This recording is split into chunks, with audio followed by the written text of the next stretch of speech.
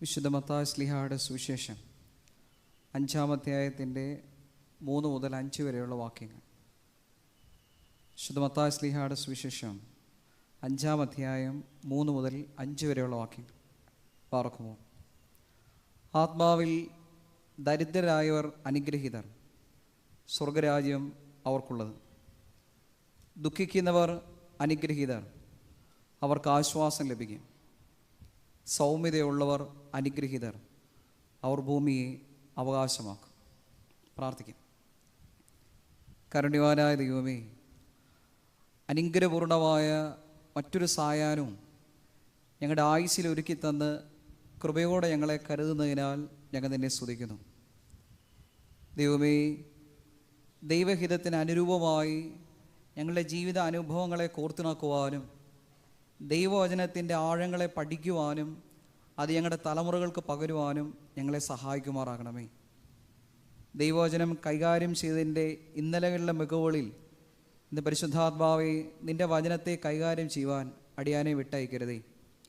പരിശുദ്ധാത്മാ കൃപ ശുശ്രൂഷയിൽ ഉടനീളം ഉണ്ടായിരിക്കാൻ തക്കവണ്ണം തിരുമുമ്പാകെ അർത്ഥിക്കുന്നു. ദൈവിക അനുഭവത്തോടുകൂടെ നിറഞ്ഞ മനസ്സോടുകൂടും ആത്മീയ അനുഭവത്തോടുകൂടെ സ്വഭവനങ്ങളിലേക്ക് മടങ്ങുവാൻ ഈ കൂട്ടത്തെയും ഈ കൂട്ടായ്മയും നീ അനുഗ്രഹിക്കുമാറാകണമേ. വാങ്ങിപ്പോയിരിക്കുന്നവരെ എന്നാൾ ഇമ്പങ്ങളുടെ പറുദീസയിൽ ആശ്വസിപ്പിക്കണേ. പിതാവിൻ്റെയും പുത്രൻ്റെയും ജീവനുള്ള പരിശുദ്ധ റൂഹായുടെ നാമത്തിൽ തന്നെ ആമീൻ. ദൈവനാമം മഹത്വപ്പെടുമാറാകട്ടെ. ആദരണീയരായ വൈദിക ശ്രേഷ്ഠരെ, ഏറ്റവും ശ്രേഷ്ഠരും ബഹുമാന്യരുമായവരെ, പ്രത്യേകിച്ച് 37ാമത് തിരുവനന്തപുരം സെൻട്രൽ കൺവെൻഷൻ്റെ പ്രധാന ചുമതലക്കാരനായി ചുക്കാൻ പിടിക്കുന്ന ഒന്നിനായ സാം കാഞ്ഞിക്കൽ കോർപ്പിസ്കോപ്പാച്ചൻ, ഗുരുതുല്യനായിരിക്കുന്ന വന്ദിനായ ഡോക്ടർ ജോസഫ് സാമുവൽ കറയിൽ കോർപ്പിസ്കോപ്പാച്ചൻ, സ്നേഹബന്ധം കൊണ്ടും ആത്മബന്ധം കൊണ്ടും ഗുരുക്കന്മാരും ജ്യേഷ്ഠന്മാരുമായിരിക്കുന്ന വന്ദിരായ വൈദികർ, ഏറ്റവും സ്നേഹം നിറഞ്ഞവരെ, പ്രിയപ്പെട്ടവരുടെ ഹൃദ്യമായ ആമുഖവാക്കുകൾക്ക് സ്നേഹപൂർവ്വം നന്ദി അറിയിക്കുകയാണ്. അതിനായ വർഗീസച്ചനായിരുന്നു ഇന്നേ ദിവസം ഈ ദൈവവചന ശുശ്രൂഷ പരിശുദ്ധാത്മാ നിറവിൽ കൈകാര്യം ചെയ്യേണ്ടിയിരുന്നത്. അത് ശാരീരികമായ പ്രയാസങ്ങൾ കൊണ്ട് അച്ഛൻ പകരം ഈ ഉദ്യമം എന്നെ ഏൽപ്പിക്കുകയായിരുന്നു. ശരിക്കും മുന്നമേ ഒരു യാത്ര പോകുന്നതിനേക്കാൾ ഏറെ പ്രതികൂലതയാണ് പകരക്കാരനായി ഒരു യാത്ര പോകുക എന്നത്. ആ ഉദ്യമം പരിശുദ്ധാത്മാ കൃപയുടെ അനുഭവത്തിൽ തന്നെ പ്രാർത്ഥനാപൂർവ്വം സ്വീകരിക്കുകയാണ്. ഈ കാലഘട്ടങ്ങളിൽ പരിശുദ്ധ സഭയും നാം ഒന്നടങ്കം പരിശുദ്ധ ദൈവമാതാവിൻ്റെ അനുഗ്രഹപൂർണമായ മധ്യസ്ഥയുടെ അനുഭവങ്ങളിലൂടെയാണ് കടന്നു പോകുന്നത്. ആ അമ്മയുടെ നിത്യമായ മധ്യസ്ഥയുടെ അനുഭവത്തെ സ്മരിക്കാതെ ആരംഭിക്കാൻ വയ്യ. പരിശുദ്ധ ദൈവമാതാവ് നിരന്തര അനുഗ്രഹങ്ങൾ കൊണ്ട് ഒരു വിശ്വാസി സമൂഹത്തെ ഹൃദയത്തോട് ചേർത്ത് നിർത്തുന്നതാണ്. ബാല്യകാല അനുഭവങ്ങളിൽ ഇപ്പോഴും വിട്ടുപിരിയാൻ പറ്റാതെ ഹൃദയത്തിൽ ചേക്കേറിയ ഒരു നല്ല അനുഭവമുണ്ട്. അംഗൻവാടി പഠിപ്പിച്ചിരുന്ന അമ്മണി ടീച്ചർ അംഗൻവാടിയുടെ മണൽത്തരികളിൽ ഈ ചൂണ്ടുവിരൽ കൊണ്ട് ആദ്യം എഴുതി പഠിപ്പിച്ച അക്ഷരം ആ അമ്മ എന്നായിരുന്നു. ആ എഴുതാൻ വലിയ ബുദ്ധിമുട്ടൊന്നും ഇല്ലായിരുന്നെങ്കിലും ഇമ്മ എഴുതുന്നതുമായി ബന്ധപ്പെട്ട് അമ്മണി ടീച്ചറിന്റെ കമ്പും എൻ്റെ തുടയും തമ്മിൽ ഒരു പ്രണയസല്ലാപം തന്നെ ഉണ്ടായിരുന്നു. അക്കാലഘട്ടത്തിന് ശേഷം മനസ്സ് വല്ലാതെ വേദനിച്ച ഒരു അനുഭവം ഇതായിരുന്നു. ആ എഴുതാൻ പാടില്ലാതെ ഇമ്മ വ്യഗ്രതയോടെ എന്നെ ഇത്രമാത്രം കണിശതയോടെ ആ ടീച്ചർ എന്തിനാണ് പഠിപ്പിച്ചത്? ആ ചേർത്ത് വേറെ എന്തോരം വാക്കുകൾ ഉണ്ടായിരുന്നു. ആ ചേർത്ത് അമ്മാവനുണ്ടായിരുന്നു, അമ്മായി ഉണ്ടായിരുന്നു, അനുജനുണ്ടായിരുന്നു, അനുജത്തി ഉണ്ടായിരുന്നു. എന്നെ എണ്ണിയാൽ ഒടുങ്ങാത്തതും ചുരുങ്ങിയതും വലുതും ബൃഹത്വമായ ഏറെ വാക്കുകൾ ആവശ്യമുണ്ടായിരുന്നിട്ടും ആ അമ്മ എന്ന് തന്നെ എന്തിനാണ് നിരന്തരം ഇങ്ങനെ സാധകം ചെയ്തു നൽകിയത്? പക്ഷെ ഇന്ന് ഈ കാലഘട്ടത്തിൽ ഹൃദയനിറവോടെ ഞാൻ ഓർക്കുകയാണ് സ്നേഹിതരെ, ആ അമ്മ എന്ന് ടീച്ചർ എഴുതി പഠിപ്പിച്ചത് മണ്ണിലല്ല, പുഴിയാകുന്ന മണ്ണിന്റെ അനുഭവത്തിലല്ല അമ്മ എന്ന് എഴുതി പഠിപ്പിച്ചത്, എൻ്റെ ചങ്കിലായിരുന്നു. അതുകൊണ്ടാണ് ഇന്നും നുറുങ്ങുന്ന വേദനയിൽ മറ്റേത് പദങ്ങളെക്കാളും ദൈവമേ എന്ന് വിളിക്കുന്നതിന് മുന്നമേ ആദ്യം നെഞ്ചുരുകി വിളിക്കുന്ന പദവാ അമ്മയെന്ന്. പ്രിയപ്പെട്ടവർ, അത്ര സ്നേഹവാത്സല്യ അനുഭവമാണ് ഓരോ അമ്മയിൽ നിന്നും തലമുറകൾ സ്നേഹപൂർവ്വം സ്വീകരിച്ചുകൊണ്ടിരിക്കുന്നത്. അതുകൊണ്ട് തന്നെയാണ് മലയാളത്തിലെ ആ പദത്തിന്റെ വ്യാപ്തിയും അർത്ഥവും അത്രമേൽ ഹൃദ്യമായി മാറുന്നത്. മമ എന്നാൽ എന്റേതെന്നാണ് ആ പദത്തിനർത്ഥം. ആ മമ എന്നാൽ എന്റേതല്ല, തന്റേതല്ലാത്തവളുടെ പേരാണ് അമ്മ. ജനിച്ച് ജീവിച്ച് മരിക്കുവോളം മറ്റുള്ളവർക്ക് വേണ്ടി തന്റെ ജീവിതത്തെ നുറുക്കുന്നവളായിട്ടാണ് എല്ലാ അമ്മമാരെയും നാം കാണുന്നത്. ഞാൻ എൻ്റെ അമ്മയെ ഓർക്കുമ്പോൾ തൻ്റെ ബാല്യകാലത്തിലെ സ്വന്തം അമ്മയെ നഷ്ടപ്പെട്ടു. വല്യമ്മച്ചിയില്ല. സഹോദരങ്ങളുടെയും വല്യപ്പച്ചൻ്റെയും തുണയിലാണ് വളർന്നു വന്നത്. ഒരു കാലഘട്ടത്തോളം അവർക്ക് വേണ്ടി തന്നെ സമയത്തെ പകുത്തു. വിവാഹത്തിന് ശേഷം എൻ്റെ അപ്പന് വേണ്ടി, മക്കളായപ്പോൾ ഞങ്ങൾക്ക് വേണ്ടി, ഞങ്ങളുടെ തലമുറകൾക്ക് വേണ്ടി, സഹോദരങ്ങൾക്ക്, പ്രിയപ്പെട്ടവർക്ക്, അമ്മ ചെന്നെത്തിയ തുറകളിലൊക്കെ മറ്റുള്ളവർക്ക് വേണ്ടി തന്റെ സമയത്തെ പകുത്തു വെക്കുന്നതാണ് കണ്ടിട്ടുള്ളത്. അക്ഷരം അങ്ങനെ തന്നെയായി. അമ്മ എന്നാൽ തൻ്റേതല്ലാത്തവളാണ്. മറ്റുള്ളവർക്ക് വേണ്ടി കണ്ണീരൊഴുക്കുവാനും മറ്റുള്ളവരെ പരിപൂർണമായി സമർപ്പിക്കുവാനും ശ്രദ്ധാലുവാകുന്ന ജീവിയുടെ ജീവന്റെ പേരാണ് അമ്മ. അതുകൊണ്ടാണ് മറ്റേത് മധ്യസ്ഥരെക്കാളും ഈ പരിശുദ്ധ സഭ അനുഗ്രഹപൂർണമായി നിരന്തരം കേഴുന്ന ഒരേ ഒരു മധ്യസ്ഥതയുടെ പേരാണ് പരിശുദ്ധയായ അമ്മ മറിയം. ഒരു ബലഹീനതയിൽ, നൊമ്പരങ്ങളിൽ ഏറെ ദേവാലയങ്ങൾ സ്ഥാപിക്കപ്പെട്ടിട്ടുണ്ടെങ്കിലും മനുഷ്യന്റെ ആത്മീയ അനുഭവങ്ങളിൽ നിന്ന് ആദ്യം ഉയരുന്ന പ്രാർത്ഥന ഇതാണ്: ദൈവമാതാവേ, ഞങ്ങൾക്ക് വേണ്ടി അപേക്ഷിക്കണേ. ഒരു വൈകാരിക അനുഭവമാണ് ഈ അമ്മയുടെ തണലിനോടും അമ്മ എന്ന വാക്കിനോടും ക്രൈസ്തവ ജനതയ്ക്കും സംസ്കൃതിക്ക് ഉടനീളമുള്ളത്. ആ അനുഭവത്തെ ഹൃദയത്തിൽ കാത്തു സൂക്ഷിക്കുക തന്നെ ചെയ്യുന്നു. ഇന്നേ ദിവസം പ്രാർത്ഥനാപൂർവം നിങ്ങളോടൊപ്പം ചിന്തിക്കുവാൻ തക്കവണ്ണം ആഗ്രഹിക്കുന്നത് വിശുദ്ധ മത്തായി ശ്ലീഹായുടെ സുവിശേഷത്തിന്റെ 5-ാം അധ്യായമാണ്. 5-ാം അധ്യായം ഒരുപക്ഷെ ചിരപരിചിതമായ, ബാല്യകാലം മുതൽ നമ്മളേറെ ഹൃദയത്തിൽ സാംശീകരിച്ചിരിക്കുന്ന വേദവാക്യങ്ങളൊക്കെയാണ് അവിടെയുള്ളത്. ഞാൻ വരികൾ വായിക്കുവാനല്ല ആഗ്രഹിക്കുന്നത്, ഇതിന്റെ വരികൾക്കിടയിലൂടെ ചില ആശയങ്ങളെ പരസ്പരം പകരുവാനാണ്. ഇത് പരിപൂർണമായ എൻ്റെ ആശയമാണെന്നുള്ള അഹങ്കാരമോ മൂഢതയൊന്നും എനിക്കില്ല. കോർപ്പിസ്കോപ്പാച്ചൻ ഉൾപ്പെടെയുള്ള ബാല്യകാലം മുതൽ കേട്ട് വന്നിട്ടുള്ള നല്ല ദൈവിക അനുഭവങ്ങളെ കൂട്ടിക്കുറുക്കിയിട്ടുള്ള ഒരു അനുഭവം മാത്രമേ പങ്കുവെക്കുന്നുള്ളൂ. വിശുദ്ധ വേദപുസ്തകത്തിന്റെ മത്തായിയുടെ സുവിശേഷം പിറവിയെടുക്കുന്നതിന് പിന്നുള്ള കാര്യഹേതുവിനെ കുറിച്ച് ദിവ്യബോധന ക്ലാസ്സുകളിലും സൺഡേ സ്കൂൾ ക്ലാസ്സുകളിലും നാം നന്നായി മനസ്സിലാക്കിയിട്ടുണ്ട്. യഹൂദന്മാരെ പ്രതി അവർ പ്രതീക്ഷയോടെ കാത്തിരുന്ന മശിഹ ആഗതനായെന്ന് അടിവരയിട്ട് പറവാൻ തക്കവണ്ണമാണ് മത്തായി ശ്ലീഹ തന്റെ സുവിശേഷം ചമയ്ക്കുന്നത്. ആയതുകൊണ്ട് തന്നെ മത്തായി ശ്ലീഹയുടെ സുവിശേഷത്തിൽ മറ്റെങ്ങും ഇല്ലാത്ത വണ്ണം പ്രവാചകന്മാരുടെ ഉദ്ധരണികളും പ്രവാചക ബോധ്യത്തിന്റെ ചുരുളുകളൊക്കെ നന്നായി ഇങ്ങനെ വിടർന്നു വരുന്നത് നാം നമ്മുടെ വായനയിൽ കാണാറുണ്ട്. മോശയിലൂടെ കൊടുത്തിട്ടുള്ള തങ്ങളുടേതെന്ന് യഹൂദന്മാർ അവകാശപ്പെട്ട 5 അനുഗ്രഹപൂർണമായ വേദച്ചുരുളുകളോട് സാമ്യപ്പെടുത്തിക്കൊണ്ട് മത്തായി ശ്ലീഹായും തന്റെ സുവിശേഷത്തിൽ ക്രിസ്തുവിന്റെ 5 പ്രഭാഷണങ്ങൾ ചേർത്ത് വെക്കുന്നുണ്ട്. എങ്ങനെയൊക്കെ നോക്കിയാലും യഹൂദന്മാരുടെ വിശ്വാസാനുഭവത്തെ അല്പം ഒന്ന് തിരുത്തി മൂഢതയിൽ നിന്ന് ഉയർത്തുവാൻ തക്കമുള്ള ആത്മീയപരമായ എല്ലാ സുഹൃതങ്ങളും മത്തായി ശ്ലീഹ തന്റെ സുവിശേഷത്തിൽ ചേർത്ത് വെക്കുന്നത് നമുക്ക് നമ്മുടെ വേദവായനയിൽ കാണുവാൻ സാധിക്കും. പ്രിയപ്പെട്ടവരെ, യഹൂദന്മാരെ പ്രതി മത്തായി ശ്ലീഹ തന്റെ സുവിശേഷം ചമയ്ക്കുമ്പോൾ മശിഹ പ്രതീക്ഷയോടെ കാത്തിരുന്നവൻ ആഗതനായെന്ന് തന്റെ സുവിശേഷത്തിലൂടെ അദ്ദേഹം ഘോഷിക്കുമ്പോൾ ഉദ്ധരണികളും പ്രവാചക വരികളും ഇന്നോളം മനസ്സിലാക്കിയിട്ടില്ലാത്ത ഒരു ജനതയോട് ക്രിസ്തു തന്റെ പ്രസംഗ ആരംഭത്തിനായി 5-ാം അധ്യായത്തിന്റെ ആ ഭാഗത്തെ കടമെടുക്കുകയാണ്. വിശുദ്ധ മത്തായി ശ്ലീഹയുടെ സുവിശേഷത്തിൽ ഞാൻ മുന്നമേ ഓർപ്പിച്ച പോലെ 5 പ്രഭാഷണങ്ങളുണ്ട്. അതിൽ ആദ്യ പ്രഭാഷണമാണ് മഹാത്മാഗാന്ധിയെ പോലും തന്റെ ആത്മീയ നവോമന്ഥനത്തിലേക്ക് ചേർത്ത് നിർത്തിയ ഗിരിപ്രഭാഷണമെന്ന് നാം ചൊല്ലും പേരും വിളിക്കുന്ന ഈ ആത്മീയ സൂക്തങ്ങൾ. 5-ാം അധ്യായത്തിന്റെ മനോഹാരിത അതാണ്. ക്രിസ്തു ആദ്യമായി തന്റെ പരസ്യ ശുശ്രൂഷ ആരംഭിക്കുന്നതിന് മുന്നമേ ഈ ലോകത്തോട് പറഞ്ഞിട്ടുള്ള മനോഹരമായ പ്രസംഗത്തിന്റെ ആദ്യ ശകലങ്ങളാണ് ഇന്നത്തെ സായാഹ്നത്തിന്റെ വേദവിചാരം. അതിൽ ആദ്യ വാക്യങ്ങൾ ഏറെ ശ്രദ്ധേയമാണ്. എന്നാൽ ഈ വാക്യങ്ങൾ പിറവിയെടുക്കുന്നതിന് പിന്നിൽ, ഇതിന്റെ പിന്നിലുള്ള ചില കഥാതന്തുക്കളെ നിങ്ങളോട് പങ്കുവെച്ചുകൊണ്ടാകാം വേദവിചാരം ആരംഭിക്കുന്നത്. വിശുദ്ധ മത്തായി ശ്ലീഹ ഞാൻ മുമ്പ് ഓർപ്പിച്ച പോലെ യഹൂദന്മാരെ പ്രതിയാണ് ഇത് എഴുതിയത്. ആയതുകൊണ്ട് തന്നെ യഹൂദന്മാരുടെ മൂഢസ്വർഗങ്ങളെയും അവരുടെ ഉള്ളിൽ ഒരുക്കപ്പെട്ടിട്ടുള്ള തെറ്റായ ചിന്താശകലങ്ങളെയും പൊളിച്ചെഴുതുവാൻ ക്രിസ്തുവിന്റെ പ്രഭാഷണങ്ങളെയും വരികളെയും മത്തായി ശ്ലീഹ തന്റെ സുവിശേഷത്തിൽ ചേർത്ത് നിർത്തുന്നുണ്ട്. അത്തരത്തിലൊന്നിനെ കുറിച്ചാണ് ഇന്നത്തെ ചിന്ത. യഹൂദന്മാരെ സംബന്ധിച്ച് യഹോവയായ ദൈവം സീനായ് മലയിൽ നിന്ന് മോശയ്ക്ക് കൊടുത്തിട്ടുള്ള 10 കൽപ്പനകളും മോശയിലൂടെ തങ്ങളുടെ പിതാക്കന്മാരിലൂടെ കൈമാറി വന്ന് യഹൂദ റാബിമാർ ദേവാലയങ്ങളും സുനഗോഗുകളിലും തലമുറയ്ക്ക് പഠിപ്പിച്ചിട്ടുള്ള ദൈവത്തിൻ്റെതെന്ന് അവർ പറയുന്നതായ നിയമങ്ങളൊക്കെ അക്ഷരം പ്രതി അനുസരിക്കുവാൻ അവർ ശ്രദ്ധാലുക്കളായിരുന്നു. പക്ഷെ എന്നാൽ അതിൽ ഒരു അപാകത ഉണ്ടായത് എന്താണ് എന്ന് വെച്ചാൽ, യഹോവയായ ദൈവം മോശയ്ക്ക് കൊടുത്ത പ്രമാണങ്ങളെ അവണ്ണമായിരുന്നില്ല യഹൂദ റാബിമാർ മനസ്സിലാക്കി തലമുറകൾക്ക് പഠിപ്പിച്ചുകൊണ്ടേയിരുന്നു. അതിൽ ഇടയ്ക്ക് എവിടെയോ ചില മിസ്റ്റേക്കുകൾ പറ്റി.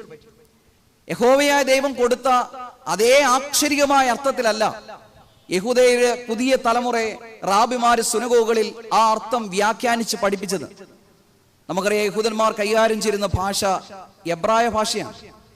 സാധാരണ ജനത്തിന് ആ ഭാഷ അത്ര വശമില്ലാത്തത് കൊണ്ട് ഓരോ സുനഗോഗ് ആരാധനയിലും ദേവാലയ ആരാധനയിലും അച്ഛനെന്ന് വിശേഷിപ്പിക്കാവുന്ന റാബിമാര് ഈ ചുരുളുകൾ വിടർത്തി അർത്ഥം വ്യാഖ്യാനിച്ചു കൊടുക്കും. മക്കളിത് കേൾക്കും, റാബി അച്ഛൻ പറഞ്ഞത് മനസ്സിലാക്കി സ്വഭവനങ്ങളിലേക്ക് മടങ്ങും. ഇതായിരുന്നു രീതി. എന്നാൽ ക്രിസ്തു തന്റെ പുതിയ ഉടമ്പടിയെ പഴയ ഉടമ്പടി കാലഹരണപ്പെട്ടുകൊണ്ടുപോയി എന്ന് പറഞ്ഞുകൊണ്ട് ആരംഭിക്കുമ്പോൾ ഈ വിശുദ്ധ വേദപുസ്തകത്തിൽ മത്തായി ശ്ലീഹായുടെ സുവിശേഷത്തിന്റെ 5-ാം അധ്യായത്തിന്റെ 22 മുതലുള്ള വാക്യങ്ങളിൽ കാലഹരണപ്പെട്ടുപോയ മോശ ഉടമ്പടികളെ തിരുത്തിക്കൊണ്ട് പുതിയ ഉടമ്പടി സ്ഥാപിച്ച് ക്രിസ്തു ഈ വണ്ണം പറയുന്നുണ്ട്. വായിക്കാം. വിശുദ്ധ മത്തായി ശ്ലീഹായുടെ സുവിശേഷം 5-ാം അധ്യായത്തിന്റെ 22-ാം വാക്യം. കൊല ചെയ്യരുതെന്നും ആരെങ്കിലും കൊല ചെയ്താൽ ന്യായവിധിക്ക് യോഗ്യനാകുമെന്നും പൂർവികരോട് അരുളി ചെയ്യുന്നത് നിങ്ങൾ കേട്ടിട്ടുണ്ടല്ലോ. നോക്കുക, കേട്ടിട്ടുണ്ടല്ലോ എന്ന് അവിടെ പറയുന്നത്, വായിച്ചിട്ടുണ്ടല്ലോ എന്ന് പറയുന്നില്ല. കാരണം അവർക്ക് വായിക്കാൻ അറിയില്ല. റാബിമാരിലൂടെ ഇവണ്ണ ഒരു കൽപ്പന നിങ്ങൾ കേട്ടിട്ടുണ്ട്. കൽപ്പന എന്താണ്? 10 കൽപ്പനകളിലെ പ്രാധാന്യമായ കൽപ്പനയാണ്. എന്താണ്? കൊല ചെയ്യരുത്. യഹൂദന്മാരായ എല്ലാ ആളുകളും കേട്ടിട്ടുണ്ട്, റാബിമാർ പഠിപ്പിച്ചിട്ടുണ്ട് എന്ത് ചെയ്യരുതെന്ന്, കൊല ചെയ്യരുത്. എന്തുകൊണ്ടെന്നാൽ അത് 10 കൽപ്പനയിൽ വ്യവസ്ഥാപിതമായി തലമുറയിലേക്ക് പകരേണ്ടുന്ന നിയമസംഹിതയുടെ അനുഭവമാണ്. കൊല ചെയ്യരുത്. ക്രിസ്തു പറഞ്ഞു, കൊല ചെയ്യരുതെന്ന് പറയുന്നത് നിങ്ങൾ കേട്ടിട്ടുണ്ടല്ലോ, എന്നാൽ ഞാനോ നിങ്ങളോട് പറയുന്നു. വാക്യം വായിക്കുന്നു. സഹോദരനോട് കോപിക്കുന്നവനെല്ലാം ന്യായവിധിക്ക് യോഗ്യനാകും. സഹോദരനോട് നിസാര എന്ന് പറഞ്ഞാലോ ന്യായാധിപ സഭയുടെ മുമ്പിൽ നിൽക്കേണ്ടി വരും. മൂഢ എന്ന് വിളിച്ചാലോ അഗ്നി നരകത്തിന് യോഗ്യനാകും. ഓക്കെ, മോശയിലൂടെ കൊടുത്ത പഴയ നിയമത്തെ, പഴയ ഉടമ്പടിയെ ക്രിസ്തു പൊളിച്ച് ഒരു പുതിയ ഉടമ്പടിയുടെ അനുഭവം, ശരിയായ അർത്ഥം വ്യാഖ്യാനിച്ചു കൊടുക്കുക. ക്രിസ്തു പറയുകയാണ്, കൊല ചെയ്യരുതെന്ന് പറയുന്നത് നിങ്ങൾ കേട്ടിട്ടുണ്ടല്ലോ. ക്രിസ്തുവിന്റെ കാലഘട്ടത്തിൽ നോക്കി, ശരിയാണ്, ആരും ആരെയും കൊല്ലുന്നില്ല.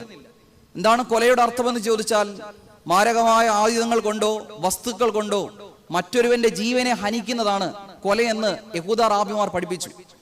ക്രിസ്തു നോക്കി, ആരും ആരെയും മാരകായുധങ്ങൾ കൊണ്ട് പരിക്കേൽപ്പിക്കുന്നില്ല, ആരും ആരുടെയും ജീവൻ എടുക്കുന്നില്ല. പക്ഷെ സൂക്ഷ്മമായി നോക്കിയപ്പോ മാരക ആയുധങ്ങളെക്കാൾ വലിയ ആഴമുള്ള വാക്കുകൊണ്ട് ഓരോരുവനും മറ്റൊരുവനെ മരണത്തെക്കാൾ വലുതായി മുറിപ്പെടുത്തിക്കൊണ്ടേയിരിക്കുന്നു. ക്രിസ്തു ആ പഴയ നിയമത്തെ, പഴയ ഉടമ്പടിയെ അല്പം കൂടെ മുറുക്കി പറഞ്ഞു. കൊല ചെയ്യാന്ന് പറഞ്ഞാൽ മാരകായുധങ്ങൾ കൊണ്ട് മുറിപ്പെടുത്തുന്ന മാത്രമല്ല കുഞ്ഞുങ്ങളെ കൊല, പിന്നെയോ വാക്കുകൊണ്ട് മറ്റൊരുവന്റെ ആത്മാവിനേൽക്കുന്ന എല്ലാ ക്ഷതങ്ങളും ഏത് നിയമത്തിന്റെ കീഴിൽ വരുന്നു? കൊല ചെയ്യരുത് എന്ന നിയമത്തിന്റെ കീഴിൽ വരുന്നു. വീണ്ടും ക്രിസ്തു പഠിപ്പിക്കുകയാണ്, 28-ാം വാക്യം. വ്യഭിചാരം ചെയ്യരുതെന്ന് അരുളി ചെയ്യുന്നത് നിങ്ങൾ കേട്ടിട്ടുണ്ടല്ലോ. വീണ്ടും ആവർത്തിക്കട്ടെ, വായിച്ചിട്ടുണ്ടല്ലോ എന്നല്ല പറയുന്നത്, പിന്നെയോ കേട്ടിട്ടുണ്ടല്ലോ. കാരണം അവർക്ക് എന്തല്ല? എബ്രായ ഭാഷ വായിക്കാൻ അറിയയില്ല. പിന്നെ ആര് പറഞ്ഞു കൊടുത്തു? സുനഗോഗ് ആരാധനകളിൽ റാബിമാർ പറഞ്ഞു കൊടുത്തു വ്യഭിചാരം ചെയ്യരുത്. ഇത് മോശയുടെ 10 കൽപ്പനയിൽ പ്രാധാന്യമുള്ള മറ്റൊരു കൽപ്പനയാണ്. വ്യഭിചാരം ചെയ്യരുത്. പരസ്ത്രീക്കൊപ്പം കിടക്ക പങ്കിടുന്നതാണ് വ്യഭിചാരമെന്ന് റാബിമാർ യഹൂദ മതസമൂഹത്തെ, തലമുറകളെ പഠിപ്പിച്ചു. ക്രിസ്തു നോക്കി, ആ വിധം കിടക്ക പങ്കിടാൻ തക്കവണ്ണം ആരും മുതിരുന്നതേയില്ല. പക്ഷെ സൂക്ഷ്മമായി നോക്കി കിടക്ക പങ്കിടുന്നതിനേക്കാൾ വലിയ വ്യഭിചാര അനുഭവം അവിടെ നടക്കുകയാണ്. ക്രിസ്തു പഠിപ്പിക്കുന്നു 28-ാം വാക്യം, ഞാനോ നിങ്ങളോട് പറയുന്നു, സ്ത്രീയെ മോഹിക്കേണ്ടതിന് അവളെ നോക്കുന്നവനെല്ലാം ഹൃദയം കൊണ്ട് അവളോട് വ്യഭിചാരം ചെയ്തുപോയി. നോക്കുക, കിടക്ക പങ്കിടുന്നതാണ് വ്യഭിചാരം എന്ന് ചിന്തിച്ചൊരു തലമുറയോട് ക്രിസ്തു ആ പഴയ ഉടമ്പടി തിരുത്തിയിട്ട് പുതിയ ഉടമ്പടിയുടെ വ്യാഖ്യാനം പറഞ്ഞു നൽകി. കിടക്ക പങ്കിടുന്നതല്ല മക്കളെ വ്യഭിചാരം, പിന്നെയോ ഒരു സ്ത്രീക്ക് സമൂഹത്തിൽ കിട്ടേണ്ടുന്ന മാന്യതയ്ക്ക് കളങ്കം വരുത്തുന്ന കണ്ണുകൾക്ക് തന്നെ അവളോട് വ്യഭിചാരം ചെയ്തിരിക്കുന്നു എന്ന് പറഞ്ഞു. ഈ വിധം ഗിരിപ്രഭാഷണത്തിന്റെ 5, 6, 7 അധ്യായങ്ങൾ നാം പഠിക്കുമ്പോൾ മോശയിലൂടെ ഉണ്ടായിരുന്ന നിയമങ്ങൾ, പഴയ ഉടമ്പടികൾ, കാലഹരണപ്പെട്ടുപോയ ഉടമ്പടികൾ ക്രിസ്തു പൊളിച്ചെഴുതി പുതിയ ഉടമ്പടി, തന്റെ ക്രൂശ് മരണത്തിലൂടെയുള്ള പുതിയ ഉടമ്പടി സ്ഥാപിക്കുന്നതായി നമുക്ക് വായിക്കാനും പഠിക്കാനും സാധിക്കും. ഇതിനേക്കാൾ ഏറെ ശ്രദ്ധേയമായ മറ്റൊരാശയം കൂടെ ഇവിടെയുണ്ട്. മോശയുടെ നിയമങ്ങൾ മക്കൾ അനുസരിച്ചിരുന്നത് പേടിച്ചിട്ടാണ്. യഹോവയായ ദൈവം ഒരുക്കി തന്ന കൽപ്പനയാണ്. അത് പ്രമാണിച്ചില്ലെങ്കിൽ ദൈവത്തിന്റെ കോപം ഉണ്ടാവും. അതുകൊണ്ട് നിലത്തിൽ നിന്നുണ്ടായ ആദ്യ ഫലം അവർ ദേവാലയത്തിൽ കൊണ്ടുകൊടുത്തു. കുരിയിലിനെയും ചെങ്ങാലിയെയും പ്രാവിനെയും ആടിനെയൊക്കെ അവർ ദേവാലയത്തിൽ കൊണ്ടുകൊടുത്തു. കാരണം ആദിഫലം ആലയത്തിൽ കൊണ്ടുകൊടുത്തില്ലെങ്കിൽ ദൈവത്തിൽ നിന്നുണ്ടാവും? ശാപം ഉണ്ടാവും. കൊണ്ടുകൊടുത്താൽ എന്ത് കിട്ടും? അനുഗ്രഹം ഉണ്ടാവും. അപ്പൊ പഴയ ഉടമ്പടി മക്കൾ പിന്തുടരുന്നത് 2 കാര്യങ്ങളെ പ്രതിയാണ്. ഒന്ന്, കൊടുത്താൽ അനുഗ്രഹം കിട്ടും, കൊടുത്തില്ലെങ്കിൽ ശാപം ഉണ്ടാകുമെന്ന ഭയം. അതുകൊണ്ട് പഴയ ഉടമ്പടികളെ കമ്പൾസറി ആയി പിന്തുടരുവാൻ യഹൂദ ജനത, യഹൂദ തലമുറ വ്യവസ്ഥാപിതമായി വേർതിരിക്കേണ്ടി വന്നു അവരുടെ ജീവനെ. എന്നാൽ ക്രിസ്തു പറയുകയാണ്, ഞാൻ ഈ പറയുന്ന പുതിയ ഉടമ്പടി സ്വീകരിക്കേണ്ടത് ശാപം ഭയന്നിട്ടോ അനുഗ്രഹം പ്രതീക്ഷിച്ചിട്ടോ ആകരുത്. യോഹന്നാന്റെ സുവിശേഷം 14-ാം അധ്യായം 15-ാം വാക്യം ക്രിസ്തു ഈ വണ്ണം പറയുന്നു, നിങ്ങൾ എന്നെ സ്നേഹിക്കുന്നുവെങ്കിൽ എൻ്റെ കൽപ്പനകളെ കാത്തോളൂ. ക്രിസ്തുവിടെ പ്രബോധിപ്പിക്കുകയാണ്, ഞാൻ പറഞ്ഞു തന്ന ഈ പുതിയ ഉടമ്പടി, പുതിയ കൽപ്പനകൾ നിങ്ങൾ പാലിക്കേണ്ടത് എന്തെങ്കിലും അനുഗ്രഹങ്ങൾ കിട്ടുമെന്ന് പ്രതീക്ഷിച്ചിട്ടാകരുത്, എന്തെങ്കിലും ശാപം കിട്ടുമെന്ന ഭയം കൊണ്ടാകരുത്. പിന്നെയോ നിങ്ങൾ ഇതൊക്കെ പാലിക്കേണ്ടത് എന്നോടുള്ള സ്നേഹത്തെ പ്രതിയാകണം. അതായത് പുതിയ ഉടമ്പടി കമ്പൾസറി അല്ല, ഇറ്റ് ഈസ് വോളണ്ടറി. ഞായറാഴ്ച ആരാധനയ്ക്ക് കടന്നു വരിക, മാമൂലും നിയമവും അനുസരിച്ച് വിശുദ്ധ കുർബാനയ്ക്ക് കടന്നു വരുമ്പോൾ ഒരുക്കത്തോടെ ഭക്ഷണ പദാർത്ഥങ്ങൾ കഴിക്കാതെ നമ്മൾ എന്ത് ചെയ്യണം? കടന്നു വരണം. ഭക്ഷണ പദാർത്ഥങ്ങൾ കഴിക്കാതെ ഞാൻ കടന്നു വരുന്നത് വികാരി അച്ഛനെ പേടിച്ചിട്ടാണ്. അങ്ങനെ വന്ന ദൈവം ശപിക്കുമെന്നുള്ള ഭയം കൊണ്ടാണോ? അങ്ങനെ വരാതെ വിശുദ്ധ കുർബാന സ്വീകരിച്ചാൽ ദൈവം എന്നെ അനുഗ്രഹിക്കുമെന്നുള്ള പ്രതീക്ഷ കൊണ്ടാണ്. ദേവാലയത്തിൽ പെരുന്നാളായി, ഉള്ളതിനേക്കാൾ ഏറെ ഞാൻ കൊടുത്തു ഒരംശം. ഞാൻ ആ അംശം കൊടുത്തത് അനുഗ്രഹം പ്രതീക്ഷിച്ചിട്ടാണോ, അതോ ദൈവത്തെ ഭയന്നിട്ടാണോ? പ്രിയപ്പെട്ടവരെ, ഇത് പഴയ ഉടമ്പടിയാണ്. ക്രിസ്തു പറയുന്നു, അങ്ങനെ ഭയന്നിട്ടോ അനുഗ്രഹം പ്രതീക്ഷിച്ചിട്ടോ നിങ്ങൾ ഒന്നും ചെയ്യേണ്ടതില്ല. നിങ്ങൾ വോളണ്ടറിയായി, പരപ്രേരണ കൂടാതെ ദൈവസ്നേഹത്തെ പ്രതി, ഞാൻ വിശുദ്ധ കുർബാനയ്ക്ക് ഒന്നും കഴിക്കുന്നില്ല, എന്തുകൊണ്ടാ? പേടിച്ചിട്ടൊന്നുമല്ല, ദൈവത്തോടുള്ള സ്നേഹത്തെ പ്രതിയാണ്. ഉച്ചയ്ക്ക് 1 മണി വരെയാണ് ഉപവസിക്കേണ്ടത്, പക്ഷെ ഞാൻ 3 മണി വരെ ഉപവസിക്കുന്നു. ആരെങ്കിലും പേടിച്ചിട്ടാണോ? അല്ല, പിന്നെയോ ദൈവത്തോടുള്ള സ്നേഹത്തെ പ്രതിയാണ്. പ്രിയപ്പെട്ടവരെ, ഈ നിയമവും ഈ അച്ചുതണ്ടുമാണ് ഇന്ന് കാലഹരണപ്പെട്ടു പോയത്. ദൈവത്തോടുള്ള സ്നേഹത്തെ പ്രതി വോളണ്ടറിയായി പുതിയ ഉടമ്പടിയെ, പുതിയ നിയമത്തെ സ്വീകരിക്കുന്നവർ ഇന്ന് നന്നേ കുറഞ്ഞിരിക്കുന്നു. ഭയം കൊണ്ടും അനുഗ്രഹം പ്രതീക്ഷിച്ചിട്ടും പഴയ ഉടമ്പടിയുടെ കാതലായ അനുഭവങ്ങൾക്ക് വേർതിരിവില്ലാതെ പിന്തുടരുവാൻ ആഗ്രഹിക്കുന്ന ഒരു തലമുറയായി നാം മാറുന്നുണ്ട് എങ്കിൽ നാം ഇന്ന് ശ്രദ്ധയോടെ കേൾക്കേണ്ടുന്ന വാക്യങ്ങളാണ് മത്തായി ശ്ലീഹായുടെ സുവിശേഷത്തിന്റെ 5-ാം അധ്യായത്തിന്റെ ആമുഖവാക്യങ്ങൾ. നമുക്ക് പഠിക്കാം പ്രാർത്ഥനാപൂർവം. വിശുദ്ധ മത്തായി ശ്ലീഹായുടെ സുവിശേഷത്തിന്റെ 5-ാം അധ്യായത്തിന്റെ ആദ്യ വാക്യത്തെ നമുക്ക് അഭിമുഖീകരിക്കാം. 5-ാം അധ്യായം 3-ാം വാക്യം. ആത്മാവിൽ ദരിദ്രരായവർ അനുഗ്രഹീതർ, സ്വർഗരാജ്യം അവർക്കുള്ളത്. നന്നേ ചെറുപ്പം മുതലേ നാം കേട്ട് ചിരപരിചിതമായൊരു വാക്യമാണത്. ആത്മാവിൽ ദരിദ്രരായവർ ഭാഗ്യവാന്മാർ, സ്വർഗരാജ്യം അവരുടേതാകുന്നു. 37 വർഷമുള്ള ഈ കൺവെൻഷന്റെ മനോഹരമായ വചനവേദിയിൽ ഈ വാക്യത്തിന്റെ കൗമാരവും യൗവനവും ബാലാരിഷ്ടതകളൊക്കെ പിന്നിട്ടുള്ള വാർദ്ധക്യമൊക്കെ ഏറെ ആളുകൾ പറഞ്ഞ് പഴക്കം ചെന്നിട്ടുണ്ടാകും. പക്ഷേ ആ വചനാനുഭവത്തിന്റെ തരിമ്പിന്റെ അനുഭവം പോലും കൂട്ടിച്ചേർക്കുവാൻ ഞാൻ അപ്രായോഗികനാണ്. എന്റെ ചോദ്യം ഇതാണ്: എന്താണ് ആത്മാവിന്റെ ദാരിദ്ര്യം? എന്താണ് ആത്മാവിന്റെ ദാരിദ്ര്യം? ക്രിസ്തു പറയുന്നു, ആത്മാവിൽ ദരിദ്രരായവർ ഭാഗ്യവാന്മാർ. എന്തുകൊണ്ടെന്നാൽ സ്വർഗരാജ്യം അവരുടേതാകുന്നു. ചോദ്യം ഇതാണ്: എന്താണ് ആത്മാവിന്റെ ദാരിദ്ര്യം? ആത്മാവിന്റെ ദാരിദ്ര്യം എന്ത് എന്ന് വിവക്ഷിക്കുന്നതിന് മുമ്പ് നമ്മുടെ ചുറ്റുവട്ടങ്ങളിലുള്ള ദാരിദ്ര്യ അനുഭവങ്ങളെ കുറിച്ച് നമുക്കൊന്ന് ചിന്തിക്കാം. ഞാൻ എൻ്റെ ചുറ്റുവട്ടങ്ങളിൽ കണ്ടിട്ടുള്ള 6 ദാരിദ്ര്യ അനുഭവങ്ങളെ ഞാനിവിടെ വിസ്തരിക്കുക. ഒന്നാമത്, എക്കണോമിക്കലി പുവറായ, സാമ്പത്തികപരമായ ദാരിദ്ര്യം നേരിടുന്ന ഒരു അനുഭവം നമ്മുടെ ചുറ്റുവട്ടങ്ങളിലുണ്ട്. നിത്യവൃത്തിക്ക് വകയില്ലാത്തതുകൊണ്ടും ദാരിദ്ര്യക്ക് താഴെ ആയതുകൊണ്ടും ഇനി ജീവാനുഭവങ്ങളൊന്നും സ്വീകരിക്കുവാൻ സാധിക്കാതെ സാമ്പത്തികമായി പിന്നിട്ട് നിൽക്കുന്ന ഒരു ജനക്കൂട്ടത്തെ നമ്മുടെ ചുറ്റുവട്ടങ്ങളിൽ നമുക്ക് കാണാം. 2, സോഷ്യലി പുവറായ, സാമൂഹികമായ ദാരിദ്ര്യം പേറുന്ന ഒരു തലമുറ, ഒരു കൂട്ടം നമ്മുടെ ചുറ്റുവട്ടത്തുണ്ട്. ജാതി വിവക്ഷത കൊണ്ടോ തൊട്ടുകൂടായ്മയുടെയും തീണ്ടിക്കൂടായ്മയുടെയും വിജാതി അനുഭവത്തിന്റെ പേരിൽ വേർതിരിക്കപ്പെട്ട ഒരു സമൂഹം, സോഷ്യലി പുവറായ ഒരു സമൂഹം നമ്മുടെ ചുറ്റുവട്ടങ്ങളിലുണ്ട്.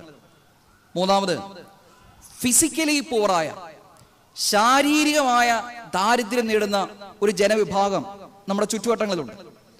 ആരോഗ്യപരമായ കുറവ് കൊണ്ടോ സൗന്ദര്യത്തിന്റെ ബലഹീനത കൊണ്ടോ രോഗപരമായ പ്രയാസം കൊണ്ടോ ഈ വിധം ബലഹീനമായ ദാരിദ്ര്യ അനുഭവത്തിലൂടെ കടന്നു പോകുന്ന ഒരു ജനവിഭാഗം നമ്മുടെ ചുറ്റുവട്ടങ്ങളിലുണ്ട്.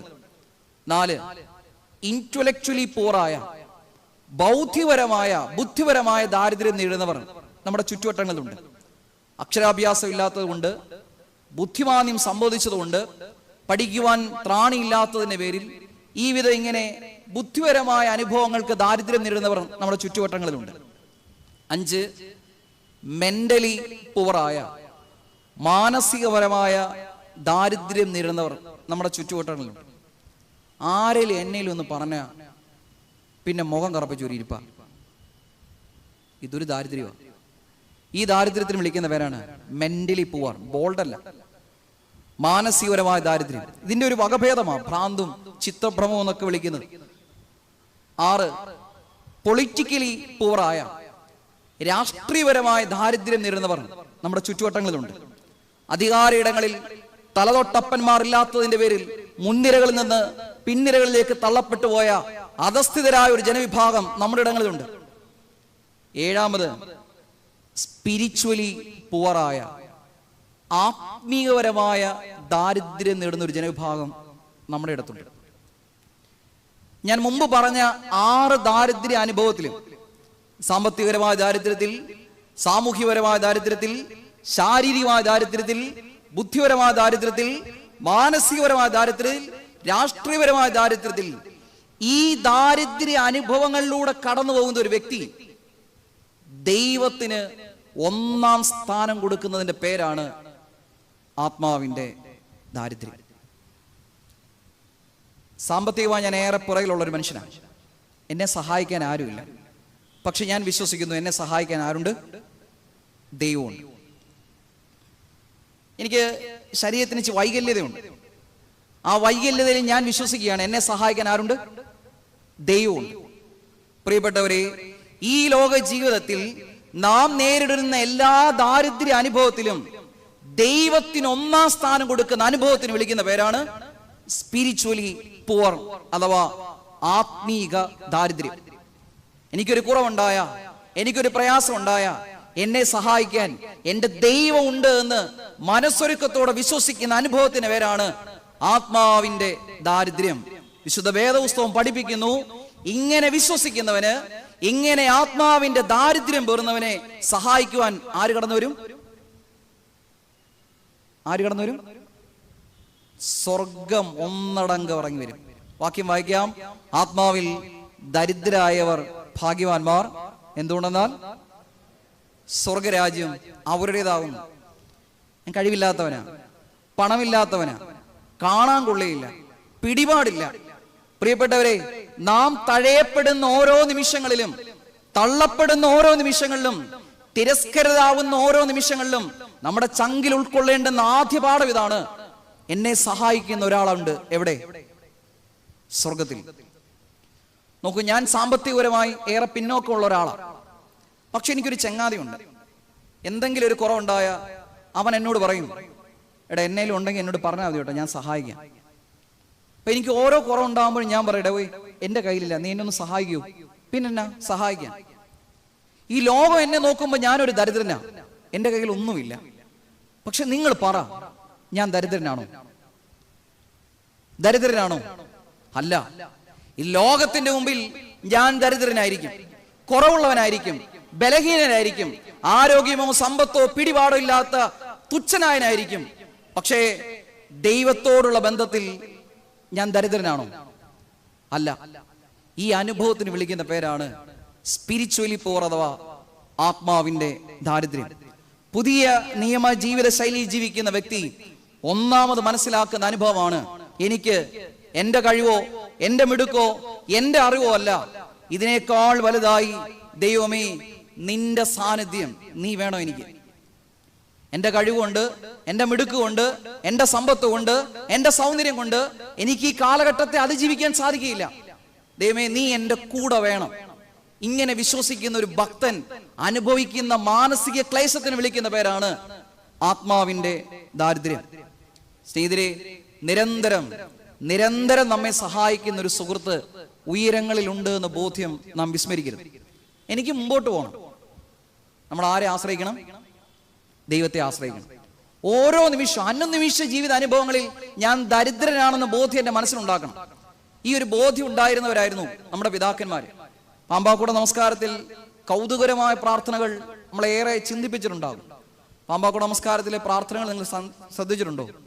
എഴുന്നേൽക്കുമ്പോൾ ഒരു പ്രാർത്ഥനയുണ്ട്, കുളിക്കുമ്പോൾ ഒരു പ്രാർത്ഥനയുണ്ട്, തോർത്തുമ്പോഴും പുതിയ വസ്ത്രങ്ങൾ ധരിക്കുമ്പോഴും പ്രാർത്ഥനയുണ്ട്, ആഹാരം കഴിക്കുന്നതിന് മുമ്പ് പ്രാർത്ഥനയുണ്ട്, കഴിച്ചതിന് ശേഷം പ്രാർത്ഥനയുണ്ട്, ഒരു വഴിക്ക് ഇറങ്ങുമ്പോൾ എന്തുണ്ട്?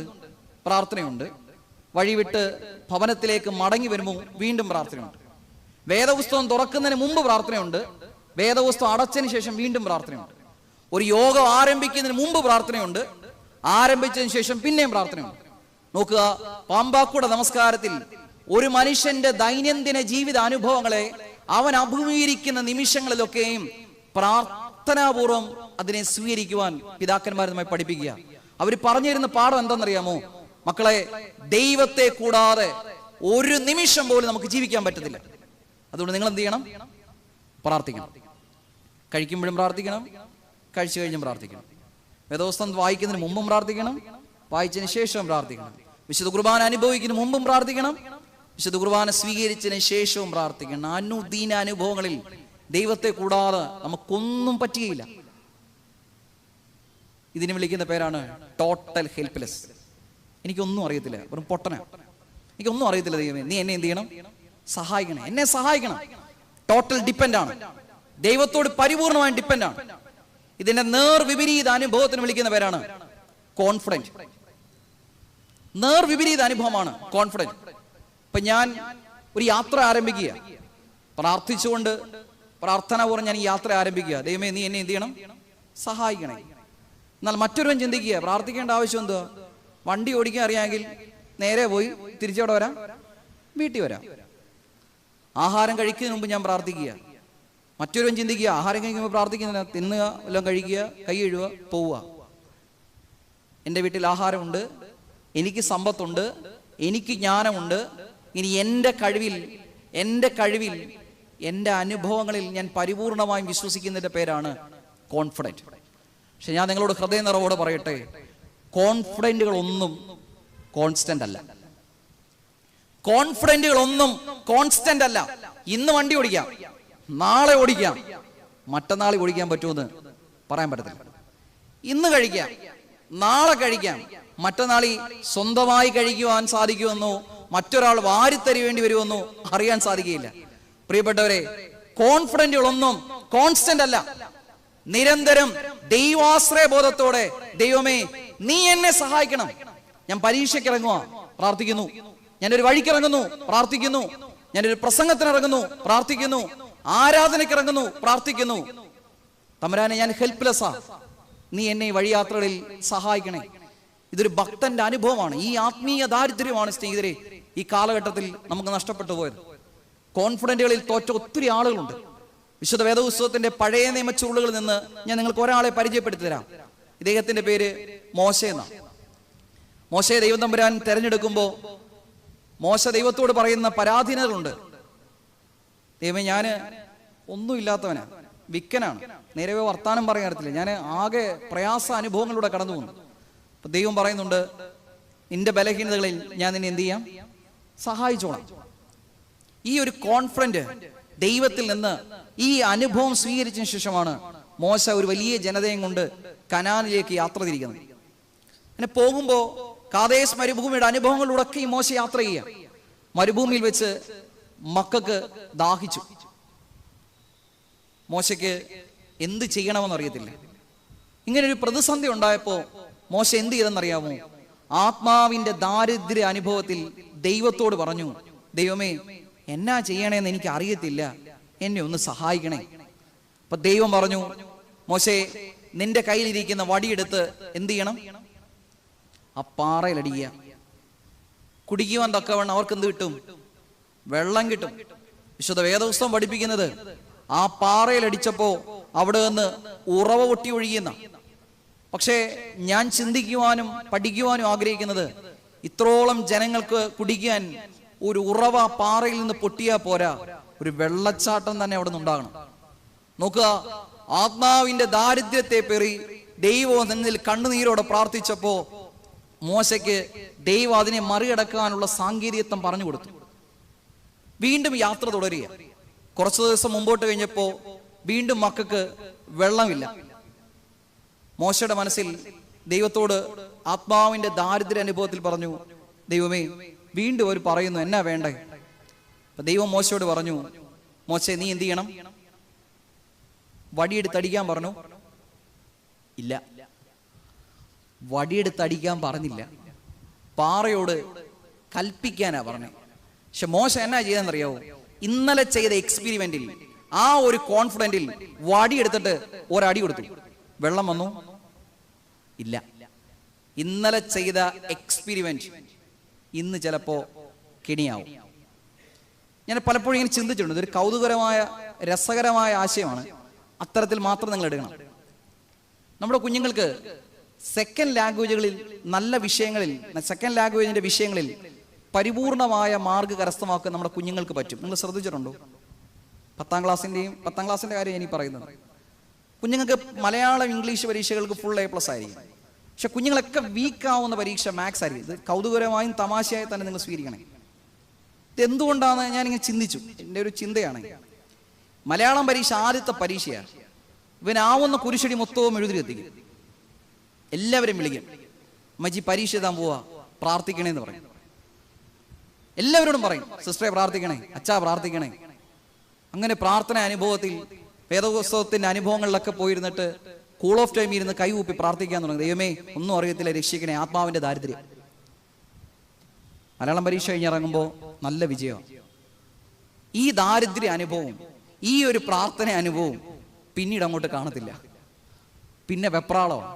കൂൾ ഓഫ് ടൈം എന്നാൽ ഒട്ടും കൂളല്ലാത്ത നിമിഷങ്ങളായി ഈ കുഞ്ഞുങ്ങൾക്ക് മാറുമ്പോഴാണ് വെപ്രാളം കയറുന്നതും ആ വിഷയം കഴിയുന്നു പോകുന്നത്. ഇത് എൻ്റെ ഒരു അനാലിസിസ് ആണ്. ഇതിൽ ചിന്തയായിട്ടോ തമാശയായിട്ടോ സ്വീകരിക്കണം. ആദ്യം ഉണ്ടായ ആത്മാവിന്റെ ദാരിദ്ര്യം ഞാൻ പ്രാർത്ഥിച്ചിട്ടുണ്ട്, കോൺഫിഡന്റാ.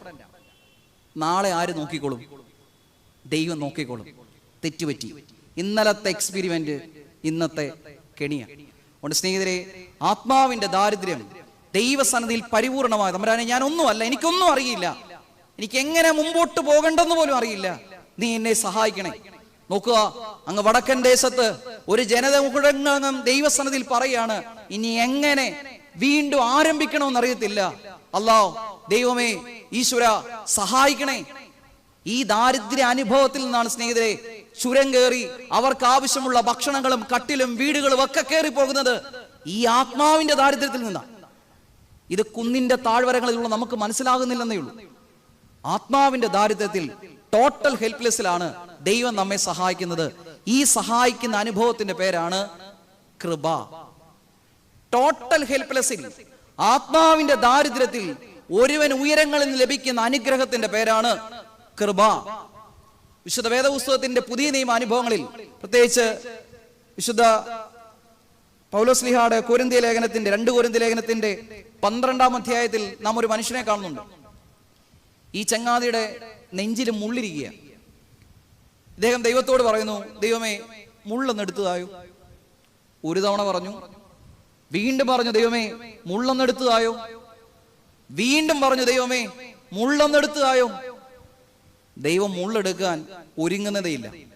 ആരാണ് ആ മനുഷ്യൻ എന്നറിയാമോ? പരിശുദ്ധനായ പൗലോസ്ലീഹ. ആരാണവൻ? സ്വർഗീയ മഹിമ കണ്ടവൻ. വിശുദ്ധ വേദപുസ്തകത്തിന്റെ പുതിയ നിയമ ചുരുളുകളിൽ ക്രിസ്തുവിനെ പ്രതി വാതോരാതെ എഴുതി തീർത്ത് പൂർത്തീകരിച്ച ആത്മീയ മനുഷ്യൻ, യൂറോപ്പിന്റെ അറ്റത്തോളം ക്രിസ്തുവിന്റെ വചനത്തെ പ്രതി വാചാലനായി സഞ്ചരിച്ചൊരുവൻ. നോക്കുക, അവന്റെ പ്രാർത്ഥനയാണ് ആര് കേൾക്കാഞ്ഞത്? ദൈവം കേൾക്കാഞ്ഞത്. എന്നെ മുള്ളെടുക്കാൻ പ്രാർത്ഥിച്ച പൗലോസിനോട് ദൈവം നൽകുന്ന പ്രാർത്ഥന അനുഭവമാണ് 2 കൊരിന്ത്യ ലേഖനം 12-ാം അധ്യായത്തിന്റെ 8-9 വാക്യങ്ങളിൽ ദൈവം പൗലോസിനോട് പറയാണ്, പൗലോസേ, മുള്ള അവിടെ ഇരിക്കട്ടെ, ഞാൻ നിനക്ക് എന്നാ തരാം? കൃപ തരാം. മുള്ളെടുക്കാൻ അഭ്യർത്ഥിച്ചവന് കൃപ കൊടുത്തൊരു ദൈവം. ആ ദൈവത്തിന്റെ കൃപ കിട്ടിക്കഴിഞ്ഞ് പൗലോസ് പറയാണ്, എന്റെ കൃപ നിനക്ക് മതി, എന്റെ ശക്തി ബലഹീനതകളിൽ തികഞ്ഞു വരുന്നുവെന്ന ദൈവ അനുഭവത്തിൽ പൗലോസ് പിന്നീട് പറയുന്ന വാക്കുകൾ ശ്രദ്ധേയമാണ്. പൗലോസ്ലീഹ പറയാണ്, നഗ്നതയോ പട്ടിണിയോ വാളോ ആപത്തോ ഇനി ഒന്നിൽ നിന്നും എന്നെ വേർപിടിക്കാൻ സാധിക്കുകയില്ല. കാര്യം ഞാൻ എന്തിലായി? ക്രിസ്തുവിലായി. എന്ത് നിറഞ്ഞു? കൃപ നിറഞ്ഞു. നോക്കിയേ, കൃപ ലഭിച്ചു കഴിഞ്ഞപ്പോ മുള്ളൊന്നും മുള്ളല്ല. വിശുദ്ധ വേദപുസ്തകത്തിന്റെ പുതിയ നിയമ അനുഭവത്തിൽ നാം ഈ കാലഘട്ടത്തിൽ കാണുന്ന ഒരു സ്ത്രീ കഥാപാത്രമല്ലേ പരിശുദ്ധ മറിയം? മറിയ ആദ്യമായ ദേവാലയ അനുഭവത്തിൽ ചെല്ലുമ്പോ വികാരി അച്ഛൻ പറഞ്ഞ വാക്കെന്നതാ? അമ്മേ, നിന്റെ ചങ്കിലൂടെ എന്നാ കിടക്കും? വാള് കിടക്കും. 33 വയസ്സുള്ള ഒരു ചെറുപ്പക്കാരന്റെ ചേതനേറ്റ ശരീരത്തെ കാൽവറിയുടെ സഹനതയിൽ ഉള്ളം കലങ്ങി പെറ്റതള്ള ഉള്ളം കൈയിൽ ഏന്തിയപ്പോഴും, വിധവയായ അനുഭവത്തിലൂടെ യോസേപ്പിന്റെ മൃതശരീരത്തെ കണ്ണുരുക്കോടെ കണ്ടപ്പോഴും, ചങ്കിലൂടെ കടന്ന വാളിനെയൊക്കെ പക്വതയോടെ ഈ സ്ത്രീ സ്വീകരിച്ചത് എങ്ങനെയെന്നറിയാമോ? പരിശുദ്ധ മറിയമിന്റെ അടുക്കിലേക്ക് ദൈവത്തിന്റെ ദൂതൻ വരുമ്പോ അവളോട് പറയുന്ന ആദ്യ ശബ്ദവർത്താനം എന്താ? ഉറക്കെ പറ. കൃപ നിറഞ്ഞവളെ, നിനക്ക് സമാധാനം. സ്നേഹിതരെ, ചങ്കിലെ മുള്ളെടുക്കാൻ വേദനയുടെ വാളുകൾ കടക്കുന്ന അമ്മ മറിയയ്ക്ക് ദൈവം ആദ്യം എന്ത് കൊടുത്തു? കൃപ കൊടുത്തു. ഈ കൃപയ്ക്ക് ശേഷമാണ് അവളുടെ ശരീരത്തിലൂടെ ഈ വാളെല്ലാം കടന്നത്. അതുകൊണ്ട് പക്വതയോടെ അതിനെ നേരിടുവാൻ, ചിത്തതയോടെ ഇതിനെ നേരിടുവാൻ അമ്മ മറിയ സന്നദ്ധയായി. ഞാൻ ഇപ്പോഴും ഓർക്കുന്നുണ്ട്, എൻ്റെ വല്യമ്മച്ചി ഒരു കൊച്ച് തടിപ്പീസിനകത്ത് മെഴുകുതിരി കത്തിച്ചിട്ട് വൈകുന്നേരം 6 മണി നേരം ആകുമ്പോൾ ഇരുന്ന് പ്രാർത്ഥിക്കും. അമ്മച്ചി അത്ര വലിയ വിദ്യാഭ്യാസമുള്ള ആളൊന്നുമല്ല. അമ്മച്ചി പ്രാർത്ഥിക്കുമ്പോൾ ഇങ്ങനെ പറയും, മക്കളെയും പ്രിയപ്പെട്ടവരെയൊക്കെ കരുതണം, എല്ലാവർക്കും പ്രയാസങ്ങളാ, ബുദ്ധിമുട്ടൊക്കെ ഉണ്ട്, ദൈവമേ ഇതൊക്കെ നേരിടാൻ അവർക്ക് ശക്തി കൊടുക്കണേ. ഇത് നേരിടാൻ അവർക്ക് എന്നാ കൊടുക്കണം? ശക്തി കൊടുക്കണേ. എല്ലാ പ്രയാസങ്ങളാ, പക്ഷെ അതിനെ നേരിടാൻ അവർക്ക് എന്ത് കൊടുക്കണം? ശക്തി കൊടുക്കണേ. ഞാൻ ഇപ്പോഴും ഓർക്കുന്നുണ്ട്, കോവിഡ് കാലഘട്ടത്തിൽ തൊട്ടടുത്ത വീടുകളിൽ പനി പടർന്നപ്പോ കൊച്ചമ്മ പ്രാർത്ഥിച്ചത് ഞാൻ ഓർക്കുന്നുണ്ട്. കൈകൂപ്പി പ്രാർത്ഥിച്ചു, ദൈവമേ അപ്പുറത്ത് പനിയാ, പനി തരല്ലേ. ഞാനും പ്രാർത്ഥിച്ചു, ദൈവമേ രോഗം തരല്ലേ, പട്ടിണി തരല്ലേ, സങ്കടം തരല്ലേ, വേദന തരല്ലേ. എന്റെ വല്യമ്മച്ച് പ്രാർത്ഥിച്ച് എന്നാ വേണേലും തന്നു, പക്ഷെ കൂടെ എന്തുകൊണ്ട് തരണം? അതിനെ കവിയുന്ന ശക്തി, കൃപ. ഞാൻ പറഞ്ഞു, ഒന്നും തരല്ലേ. സ്നേഹിതരെ, ഇതാണ് കൃപ ഈ കാലഘട്ടത്തിൽ നഷ്ടപ്പെടുന്നതിന്റെ ഒരു കാതലായ അനുഭവം. നാം പ്രാർത്ഥിക്കേണ്ടത് നമ്മുടെ ഹൃദയത്തിൽ, നമ്മുടെ ഭവനങ്ങളിൽ, നമ്മുടെ ജീവിതങ്ങളിൽ ചങ്കിൽ കുത്തിയിരിക്കുന്ന മുള്ളെടുക്കാനല്ല. തമ്പുരാനെ, തന്ന മുള്ളൊക്കെ അവിടെ ഇരിക്കട്ടെ. രോഗമുണ്ട്, പ്രയാസമുണ്ട്, പട്ടിണിയുണ്ട്, പ്രതികൂലതയുണ്ട്, ആ മുള്ളൊക്കെ അവിടെ ഇരിക്കട്ടെ. ഈ മുള്ളിനെ കവിന് എന്ത് കാരണം? കൃപ. ഈ കൃപയ്ക്ക് വേണ്ടി ഇരക്കുന്ന അനുഭവത്തിന്റെ പേരാണ് ആത്മാവിന്റെ ദാരിദ്ര്യം. ഒരാവർത്തി വായിക്കാം നമുക്ക്. വിശുദ്ധ മത്തായി ശ്ലീഹായുടെ സുവിശേഷം 5-ാം അധ്യായം 3-ാം വാക്യം ആവർത്തിക്കാം. ആത്മാവിൽ ദരിദ്രരായവർ ഭാഗ്യവാന്മാർ, എന്തുകൊണ്ടെന്നാൽ സ്വർഗരാജ്യം അവരുടേതാകും. വിശുദ്ധ മത്തായി ശ്ലീഹായുടെ സുവിശേഷത്തിന്റെ 5-ാം അധ്യായത്തിന്റെ 4-ാം വാക്യം. ദുഃഖിക്കുന്നവർ അനുഗ്രഹീതർ, അവർക്ക് എന്ത് കിട്ടും? ആശ്വാസം കിട്ടും. അടുത്ത ചിന്ത ഇവിടെയാണ്. ദുഃഖിക്കുന്നവർ അനുഗ്രഹീതരാണ്, അവർക്ക് എന്ത് കിട്ടും? ആശ്വാസം കിട്ടും. നോക്കുക, കരയുക എന്ന വാക്കിന് വിശാലമായ ഒരു അർത്ഥമുണ്ട്. നാം പ്രധാനമായും കരയുന്നത് 2 കാര്യത്തെ പ്രതിയാണ്. ഒന്ന്, അർഹമായിരുന്നത് നഷ്ടപ്പെടുമ്പോൾ നമ്മൾ എന്നെ ചെയ്യും? കരയും. എനിക്ക് കിട്ടേണ്ടതായിരുന്നു, എനിക്ക് തന്നില്ല, അച്ഛൻ മനഃപൂർവ്വം തരാഞ്ഞതാ, നമ്മൾ കരയും. പ്രിയപ്പെട്ടത് നഷ്ടപ്പെടുമ്പോൾ നമ്മൾ എന്ത് ചെയ്യും? കരയും. അമ്മ പ്രിയപ്പെട്ടതായിരുന്നു, സഹയാത്രികൻ പ്രിയപ്പെട്ടതായിരുന്നു, മക്കള് പ്രിയപ്പെട്ടായിരുന്നു. പ്രിയപ്പെട്ടത് നഷ്ടപ്പെടുമ്പോൾ നമ്മൾ എന്ത് ചെയ്യും? കരയും. നോക്കുക, അർഹമായിരുന്നത് നഷ്ടപ്പെടുമ്പോൾ ഉണ്ടായ കരച്ചിലോ പ്രിയപ്പെട്ടത് നഷ്ടപ്പെടുമ്പോൾ ഉണ്ടായ കരച്ചിലോ ഈ വിധം കരയുന്നവന് ആശ്വാസം കിട്ടുമെന്നല്ല ക്രിസ്തു ഇവിടെ പറഞ്ഞു വെക്കുന്നത്. ക്രിസ്തു പറയുന്ന കരച്ചിലിന് മറ്റൊരു മാനവും മറ്റൊരർത്ഥവും ഉണ്ട്. ഈ കാലഘട്ടത്തിൽ വായിച്ചൊരു പുസ്തകമുണ്ട്, വിനായക നിർമ്മലിന്റെ അപ്പനും ദൈവവും എന്നൊരു പുസ്തകമാണ്. ആ പുസ്തകത്തിൽ വിനായക നിർമ്മൽ പറയുന്ന മനോഹരമായ ഒരു വാക്കുകൾ ഹൃദയത്തിൽ പല ആവർത്തി കുറിച്ചിട്ടുണ്ട്. വിനായക പറയാണ്, സ്ത്രീകൾ കരയുന്നതിന് പല അർത്ഥങ്ങളുണ്ടാകാം, പക്ഷേ പുരുഷന്മാർ കരയുന്നതിന് ഒരൊറ്റ അർത്ഥമേ ഉള്ളൂ. അവന്റെ ചങ്ക് താങ്ങാൻ പറ്റാത്തവണ്ണമായിരിക്കുന്നു. ഞാൻ ചിന്തിച്ചു, ശരിയാ, അമ്മ കരയുന്നത് ഞാൻ കണ്ടിട്ടുണ്ട്. രാവിലെയും വൈകുന്നേരങ്ങളിലും പ്രതികൂലങ്ങളൊക്കെ കണ്ണുനീരോട് അമ്മ ഇരിക്കുന്നത് ഞാൻ കണ്ടിട്ടുണ്ട്. അപ്പം കരയുന്നത് ഞാൻ അധികം ഒന്നും കണ്ടിട്ടില്ല. പക്ഷെ അപ്പം കരയുന്നത് ഞാൻ കണ്ടിട്ടുള്ളപ്പോഴൊക്കെ എൻ്റെ അപ്പൻ്റെ ജീവിതത്തിൽ സങ്കടങ്ങൾ പിടിച്ചു വെക്കാൻ പറ്റാത്തവണ്ണം നിരാശയുടെ അനുഭവത്തിൽ എൻ്റെ അപ്പം പോയിട്ടുള്ളപ്പോഴാണ്. സ്ത്രീകൾ കരയുന്നതിന് പല അർത്ഥങ്ങളുണ്ടാകാം, പക്ഷെ സ്നേഹിതരെ, പുരുഷന്മാർ കരയുന്നതിന് ഒരൊറ്റ അർത്ഥമേ ഉള്ളൂ. അവന്റെ ചങ്കിൽ അത്രോളം സങ്കടം പിടിച്ചു വെക്കാൻ പറ്റാത്തവണ്ണം അവൻ നിരാശനായിരിക്കുന്നു എന്നതാണ്. പോകട്ടെ, ദൈവം കരയുക എന്നതിന് ഇവിടെ വിവക്ഷിക്കുന്നത് 2 അർത്ഥമാണ്. സുവിശേഷം പറയുന്ന ഭാഗ്യാവസ്ഥയിൽ നാം കരയേണ്ടുന്നത് 2 കാര്യങ്ങളെ പ്രതിയാണ്. ഒന്നാമത്, സ്വന്തം തെറ്റുകളെ ഓർത്ത് നാം കരയണം. ഇങ്ങനെ സ്വന്തം തെറ്റുകളെ ഓർത്ത് കരയുന്നവർക്കാണ് ആശ്വാസം കിട്ടുന്നതെന്ന് ക്രിസ്തു ഇവിടെ പഠിപ്പിക്കുന്നു. നാം ഒന്നാമത് കരയേണ്ടത് എന്തിനെ ഓർത്താ? സ്വന്തം തെറ്റുകളെ ഓർത്താ. എത്തിപ്പെടാൻ പറ്റാതെ പോയ ആത്മീയ ഉയർച്ചയെ നോക്കി നാം കരയണം. ദൈവസന്നിധിയിൽ കുംഭസാരത്തിൽ മുട്ടുകുത്തി നാം പറയണം, അപ്പാ തെറ്റുപറ്റിപ്പോയി. കുംഭസാരിക്കാൻ വരുമ്പോ നമ്മുടെ മനസ്സിൽ ഉള്ളുരുകുന്ന കുറെ സംശയമുണ്ട്. എന്നതാ പറയണ്ടേ, എന്നതൊക്കെയാ പറയണ്ടേ? സ്നേഹിതരെ, നീ പറയുന്നതിന് മുന്നമേ നീ പറയാൻ പോകുന്നതും നീ ചെയ്തതും ചെയ്യാൻ നിരൂപിച്ചതൊക്കെ നന്നായി അറിയുന്ന ഒരുവന്റെ മുമ്പിലാണ് ആര് മുട്ടുകുത്തുന്നത്? നീ മുട്ടുകുത്തുന്നത്. ദൈവം നിന്നോട് ഈ അനുതാപ കുംഭസാര അനുഭവത്തിൽ ചോദിക്കുന്ന ഒരേ ഒരു ചോദ്യം ഇതാണ്, മകനെ, തിരിഞ്ഞു നോക്കുമ്പോ തെറ്റ് പറ്റിയെന്ന് അങ്ങനെ നടക്കേണ്ടായിരുന്നു, അത് പറയേണ്ടായിരുന്നു, അത് ചെയ്യണ്ടായിരുന്നു, അത് കാണണ്ടായിരുന്നു.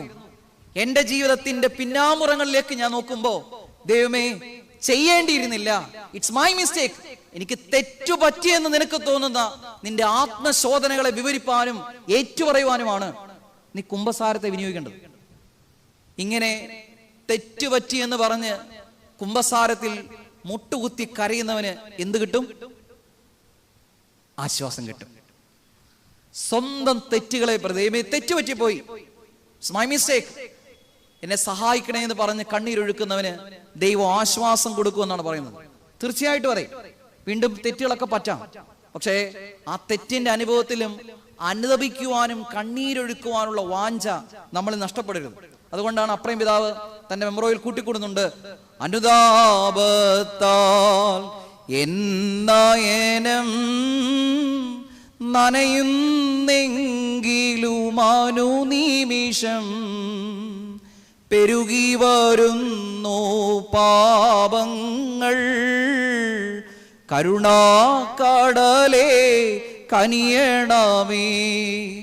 എന്നെ ഏറ്റുപറഞ്ഞാലും തെറ്റുപറ്റിയെന്ന് പറഞ്ഞാലും വീണ്ടും വീണ്ടും തെറ്റുകളൊക്കെ വരിക.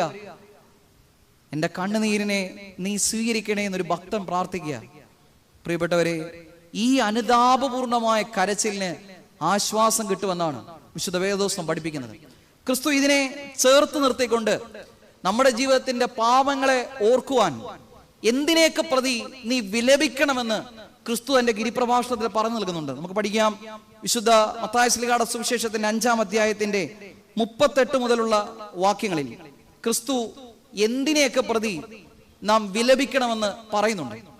31-ാം വാക്യം ഇങ്ങനെയാണ് ആരംഭിക്കുന്നത്: കണ്ണിന് പകരം കണ്ണ്, പല്ലിന് പകരം പല്ല് എന്ന് അരുളി ചെയ്യുന്നത് നിങ്ങൾ അതെന്നാ വായിച്ചിട്ടില്ലോ നീ പറയാത്തെ? അവർക്ക് വായിക്കാൻ അറിയില്ല. എബ്രായ ഭാഷ കൈകാര്യം ചെയ്യാൻ അവർക്കറിയില്ല. അവർ സാധാരണക്കാരാണ്. ഇത് പറഞ്ഞതും കേട്ടതും ഒക്കെ എവിടെ നിന്നാ? റാബിമാരിൽ നിന്ന്. മോശ പറഞ്ഞിട്ടുണ്ട്, കണ്ണിന് പകരം കണ്ണ്, പല്ലിന് പകരം പല്ല് എന്ന് അരുളി ചെയ്യുന്നത് നിങ്ങൾ കേട്ടിട്ടുണ്ടല്ലോ. പ്രിയപ്പെട്ടവരെ, ഇത് ഇസ്രായേലിന്റെ കോടതി വ്യവഹാരത്തിലുണ്ടായിരുന്ന ഒരു വിധിനായക ബോധ്യമായിരുന്നു. അതായത് കണ്ണിന് പകരം കണ്ണ്, പല്ലിന് പകരം പല്ല് എന്ന് വിവക്ഷിക്കുന്നത് നീതി തുല്യമായി അർഹനായവന് ലഭിക്കണമെന്നതാണ് അതിന്റെ സിമ്പിൾ പ്രിൻസിപ്പിൾ. അതുകൊണ്ട് തന്നെ നിയമസംഹിത അനുഭവങ്ങളിൽ, കോടതി വ്യവഹാരങ്ങളിൽ പറഞ്ഞു, എന്നതാ തെറ്റ്? അടിച്ചു, നീ അടിക്കുക, കേസ് തീർന്നു. ഇങ്ങനെ കോടതി വ്യവഹാര അനുഭവങ്ങളിൽ നീതി തുല്യമായി അർഹനായവന് ലഭിക്കണമെന്നുള്ള ഈ പ്രിൻസിപ്പിള് ഇസ്രായേൽ മക്കളെടുത്ത് ദുർവ്യാഖ്യാനം ചെയ്തു. എന്നെ അടിച്ചു, കോടതി പോകണ്ട. കോടതി പോയാലും പറയുന്നത് എന്നതാ? തിരിച്ചൊരടി കൊടുക്കാനാ. ഞാനും നിന്നെ അങ്ങ് അടിച്ചു. കൊന്നു, കോടതി പോയാലും ഇങ്ങനെയൊക്കെ തന്നെ പറയുന്നത്, അതുകൊണ്ട് ഞാനും നിന്നെ കൊന്നു. സ്നേഹിതരെ, കോടതി വ്യവഹാരത്തിൽ ഉണ്ടായിരുന്ന നിയമസംഹിതയെ സ്വജീവിത അനുഭവങ്ങളിലെടുത്ത് വ്യാഖ്യാനിച്ച് അതിന്റെ ആക്ഷരികാർത്ഥത്തെ യഹൂദന്മാര് നഷ്ടപ്പെടുത്തി കളഞ്ഞു. ക്രിസ്തുവിടെ പറയാണ്, ഈ വിധം അടി, പിടി, കൊലപാതകം, ദുരാഭികപരമായ ഈ വിധമുള്ള സംഹാര അനുഭവങ്ങളിൽ നിങ്ങൾ ഒരിക്കലും കോടതി വ്യവഹാരത്തെ, ആ നിയമത്തെ അതുപോലെ പ്രായോഗിക ജീവിതത്തിൽ കൊണ്ടുവരരുത്. പിന്നെ എന്നാ ചെയ്യണം ദൈവമേ? കർത്താവ് പഠിപ്പിക്കുകയാണ്. 39-ാം വാക്യം: നിങ്ങളോട് ഞാൻ പറയുകയാണ്, ദുഷ്ടനോട് എന്ത് ചെയ്യരുത്? എതിർക്കരുത്. വഴക്കിടാൻ പോരുത്. നിങ്ങൾ വഴക്കിടാൻ പോരുത്. കർത്താവ് എന്നെ അടിച്ചപ്പോ ഞാൻ എന്നാ വേണ്ടേ? നീ ഒന്നും ചെയ്യണ്ട, ഞാൻ അടിച്ചോളാം. നിങ്ങൾ പറ, നിങ്ങളെ ഒരാൾ അടിച്ചിട്ട് നിങ്ങൾ തിരിച്ച് അയാളെ അടിക്കുന്നതാണോ, നിങ്ങളെ അടിച്ച ഒരാൾക്ക് ദൈവം ഒരടി കൊടുക്കുന്നതാണോ? ഏതാ വലുത്? ഏതാ വലുത്? നിങ്ങളടിക്കുമ്പോ, കളിയാക്കുമ്പോ, ഇകഴ്ത്തുമ്പോ, നാണം കെടുത്തുമ്പോ, നിങ്ങളെ ഒറ്റപ്പെടുത്തുമ്പോ നിങ്ങൾ ദൈവത്തോട് പറയാ, ഞാനൊന്നും ചെയ്തിട്ടില്ല, ഞാൻ ഒറ്റപ്പെട്ട് നിൽക്കുക. വേണ്ടതൊക്കെ ആത്മാവിന്റെ ദാരിദ്ര്യം, വേണ്ടതൊക്കെ ചെയ്തോണം.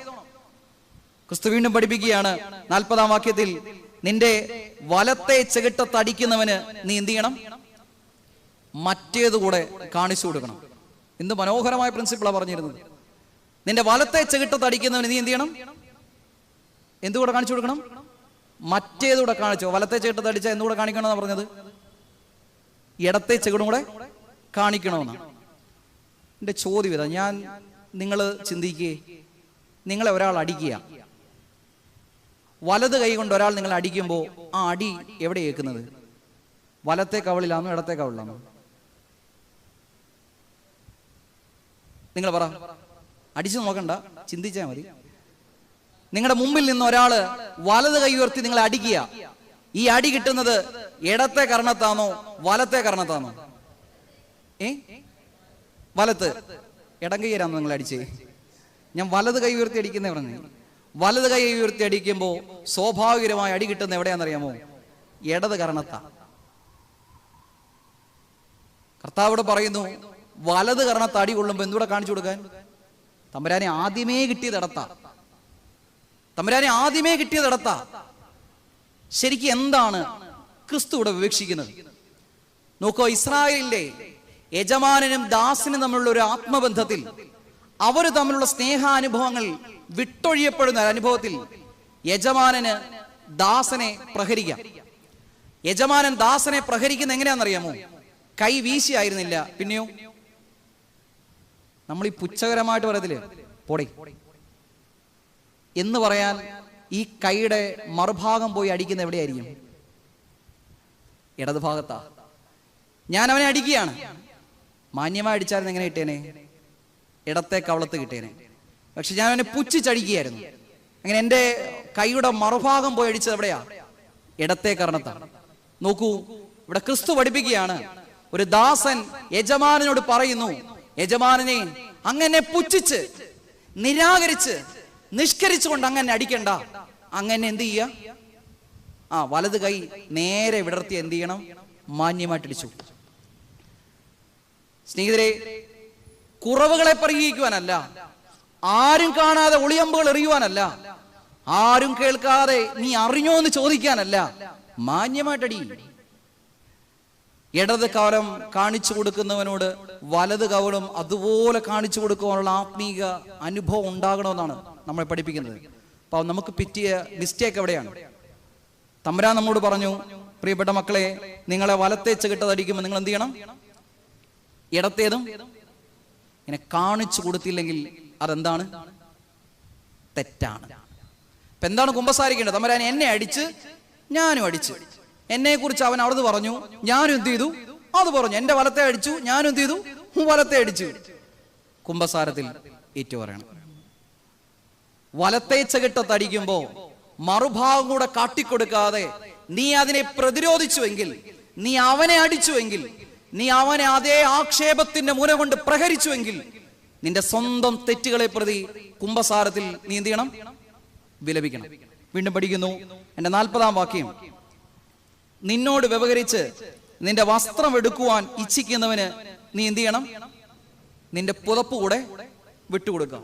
അപ്പൊ ക്രിസ്തു പറയുകയാണ്, വ്യവഹാര അനുഭവത്തിൽ നീ നിന്റെ അകംകുപ്പായം മാത്രമല്ല, പിന്നെ നീ എന്തും കൂടെ കൊടുക്കണം? പുറം കുപ്പായം കൂടെ കൊടുക്കണം. നമുക്ക് ശ്രദ്ധിക്കുക, ക്രിസ്തു ഇത് പഠിപ്പിക്കുന്നതിന്റെ ആക്ഷരികമായ അർത്ഥം എന്തെന്ന് ഇവണ്ണം നിങ്ങൾ മനസ്സിലാക്കുക.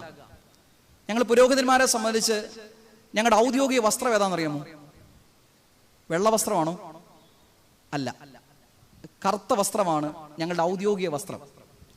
അപ്പൊ ഞാന് എൻ്റെ സാധാരണ വസ്ത്രത്തിന് മുകളിൽ എൻ്റെ ഔദ്യോഗിക വസ്ത്രമായ എന്ത് ധരിച്ചിരിക്കുക? കറുത്ത കുപ്പായം ധരിച്ചിരിക്കുക. ഞാൻ ഈ ശുശ്രൂഷ കഴിഞ്ഞ് മടങ്ങുമ്പോൾ ഈ കുപ്പായ ഊരി ഞാൻ എൻ്റെ കൈക്ക് പിടിച്ചു. വെള്ള കുപ്പായവും ഞാൻ ഇട്ടിട്ടുണ്ട്. ഒരുവൻ വന്ന് അച്ഛൻ്റെ മാന്യമായ വസ്ത്രം വെള്ളയാണെന്ന് പറഞ്ഞ് വെള്ള അപഹരിച്ചുകൊണ്ട് പോയി. ഞാൻ അവനെ വിളിച്ചു നിർത്തിയിട്ട് എന്ത് പറയണം? ചങ്ങാതി, വെള്ളയല്ല എൻ്റെ ഔദ്യോഗിക വസ്ത്രം. നീ കാണാത്ത ഒരു ഔദ്യോഗിക സമ്പത്ത് എൻ്റെ കയ്യിലുണ്ട്. ഞാൻ നിനക്ക് എന്ത് ചെയ്യാം? തരാം.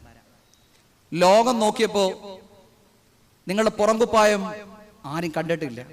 എന്തോരം ഉണ്ടെന്ന് ആരും കണ്ടിട്ടില്ല. എന്തോരം FT ഉണ്ടെന്ന് കണ്ടിട്ടില്ല. എന്തോരം വിദ്യാഭ്യാസം ഉണ്ടെന്ന് കണ്ടിട്ടില്ല.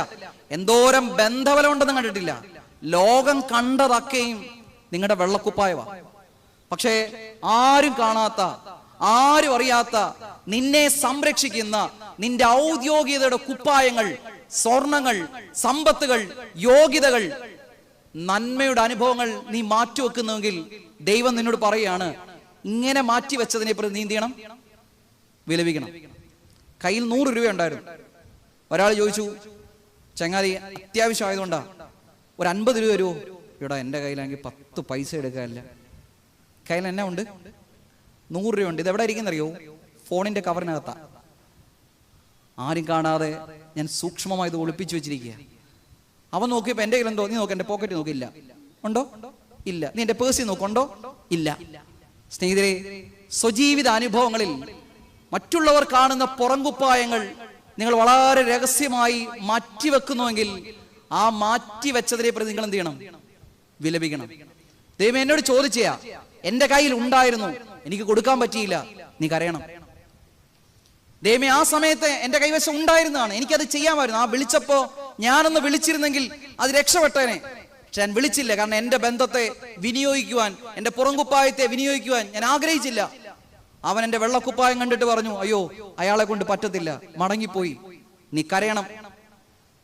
സ്നേഹിതരെ, മാന്യതയുടെ, സമ്പത്തിന്റെ, മേന്മയുടെ പുറംകുപ്പായം ആരും കാണാതെ നീ മാറ്റിവെച്ചെങ്കിൽ ദൈവം നിന്നോട് പറയാണ്, വിട്ടുകൊടുക്കാത്ത പുറംകുപ്പായത്തെ പ്രതി നീ ദൈവസന്നിധിയിൽ കുംഭസാരത്തിൽ കണ്ണുനീരോടെ വിലപിക്കണം.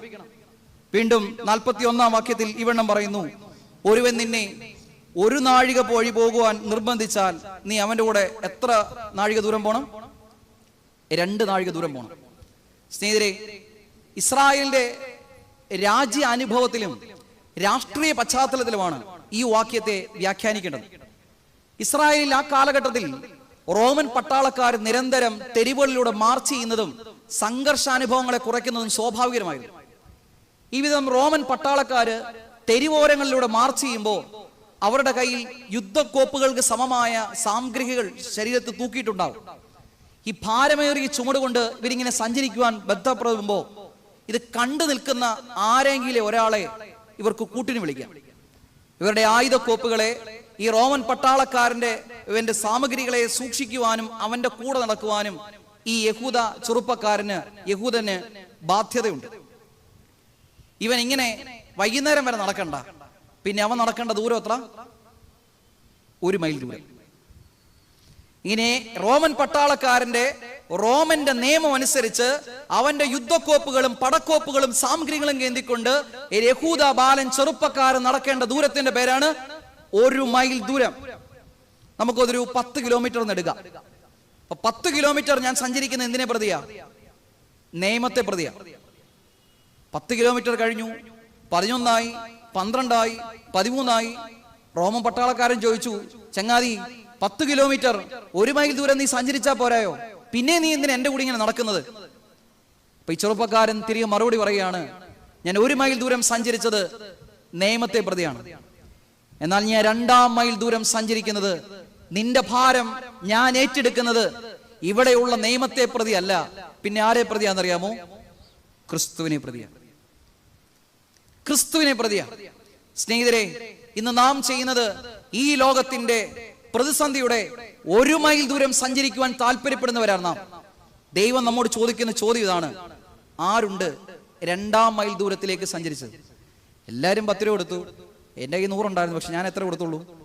എല്ലാവരും കൊടുത്തത് അത്രയാച്ചാ, അതുകൊണ്ട് ഞാനും 10 കൊടുത്തുള്ളൂ. 1 മൈൽ ദൂരം നീ പോയി. പക്ഷെ നിനക്ക് എത്ര ദൂരം പോകാനുള്ള സാധ്യത ഉണ്ടായിരുന്നു? 2 മൈൽ ദൂരം പോകാനുള്ള സാധ്യത ഉണ്ടായിരുന്നു. എല്ലാവരും ആ വീട്ടിൽ ഒരു മരണ വീടാണല്ലോ, എല്ലാവരും അവിടെ ചെന്നിരുന്നു, ഞാനും ചെന്നിരുന്നു. എല്ലാവരും എഴുന്നേറ്റു, ഞാനും എഴുന്നേറ്റു. 1 മൈൽ ദൂരമാണ്. എല്ലാവരും എഴുന്നേറ്റപ്പോഴും അവന്റെ സങ്കടത്തോട്, അവന്റെ വേദനയോട് നീ അല്പവും കൂടെ കൂടുതൽ നേരെ ഇരുന്നെങ്കിൽ ആ ഇരുന്ന നേരത്തിന് വിളിക്കുന്ന പേരാണ് 2-ാം മൈൽ ദൂരം.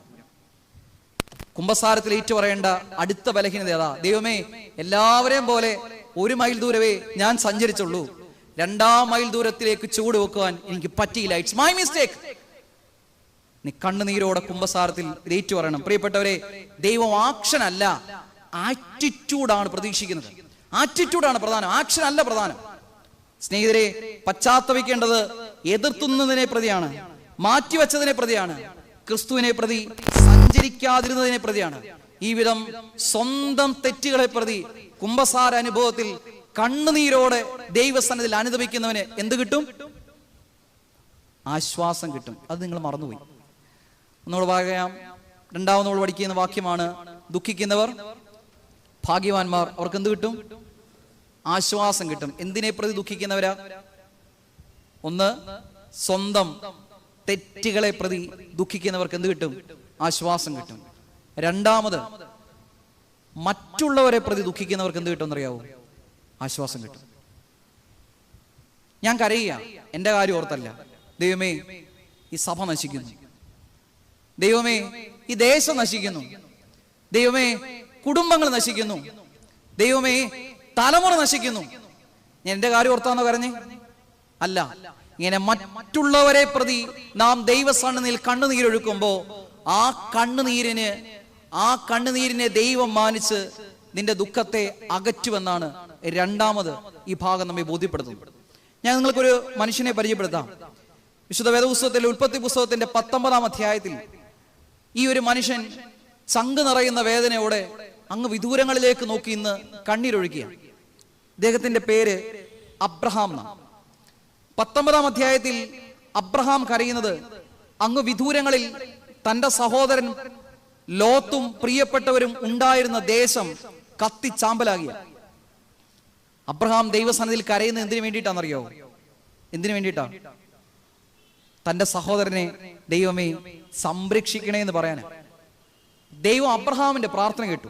ഉൽപ്പത്തി പുസ്തകം 19-ാം അധ്യായത്തിന്റെ 27-ാം വാക്യം, ദൈവദൂതന്മാരെ കണ്ടെടുത്ത് എന്ന് അബ്രഹാം കണ്ണുനീരൊഴുക്കിയപ്പോ അബ്രഹാമിന്റെ പ്രാർത്ഥന കേട്ടിട്ട് ദൈവം ലോത്തിനോടൊരു ചോദ്യം ചോദിക്കുന്നുണ്ട്.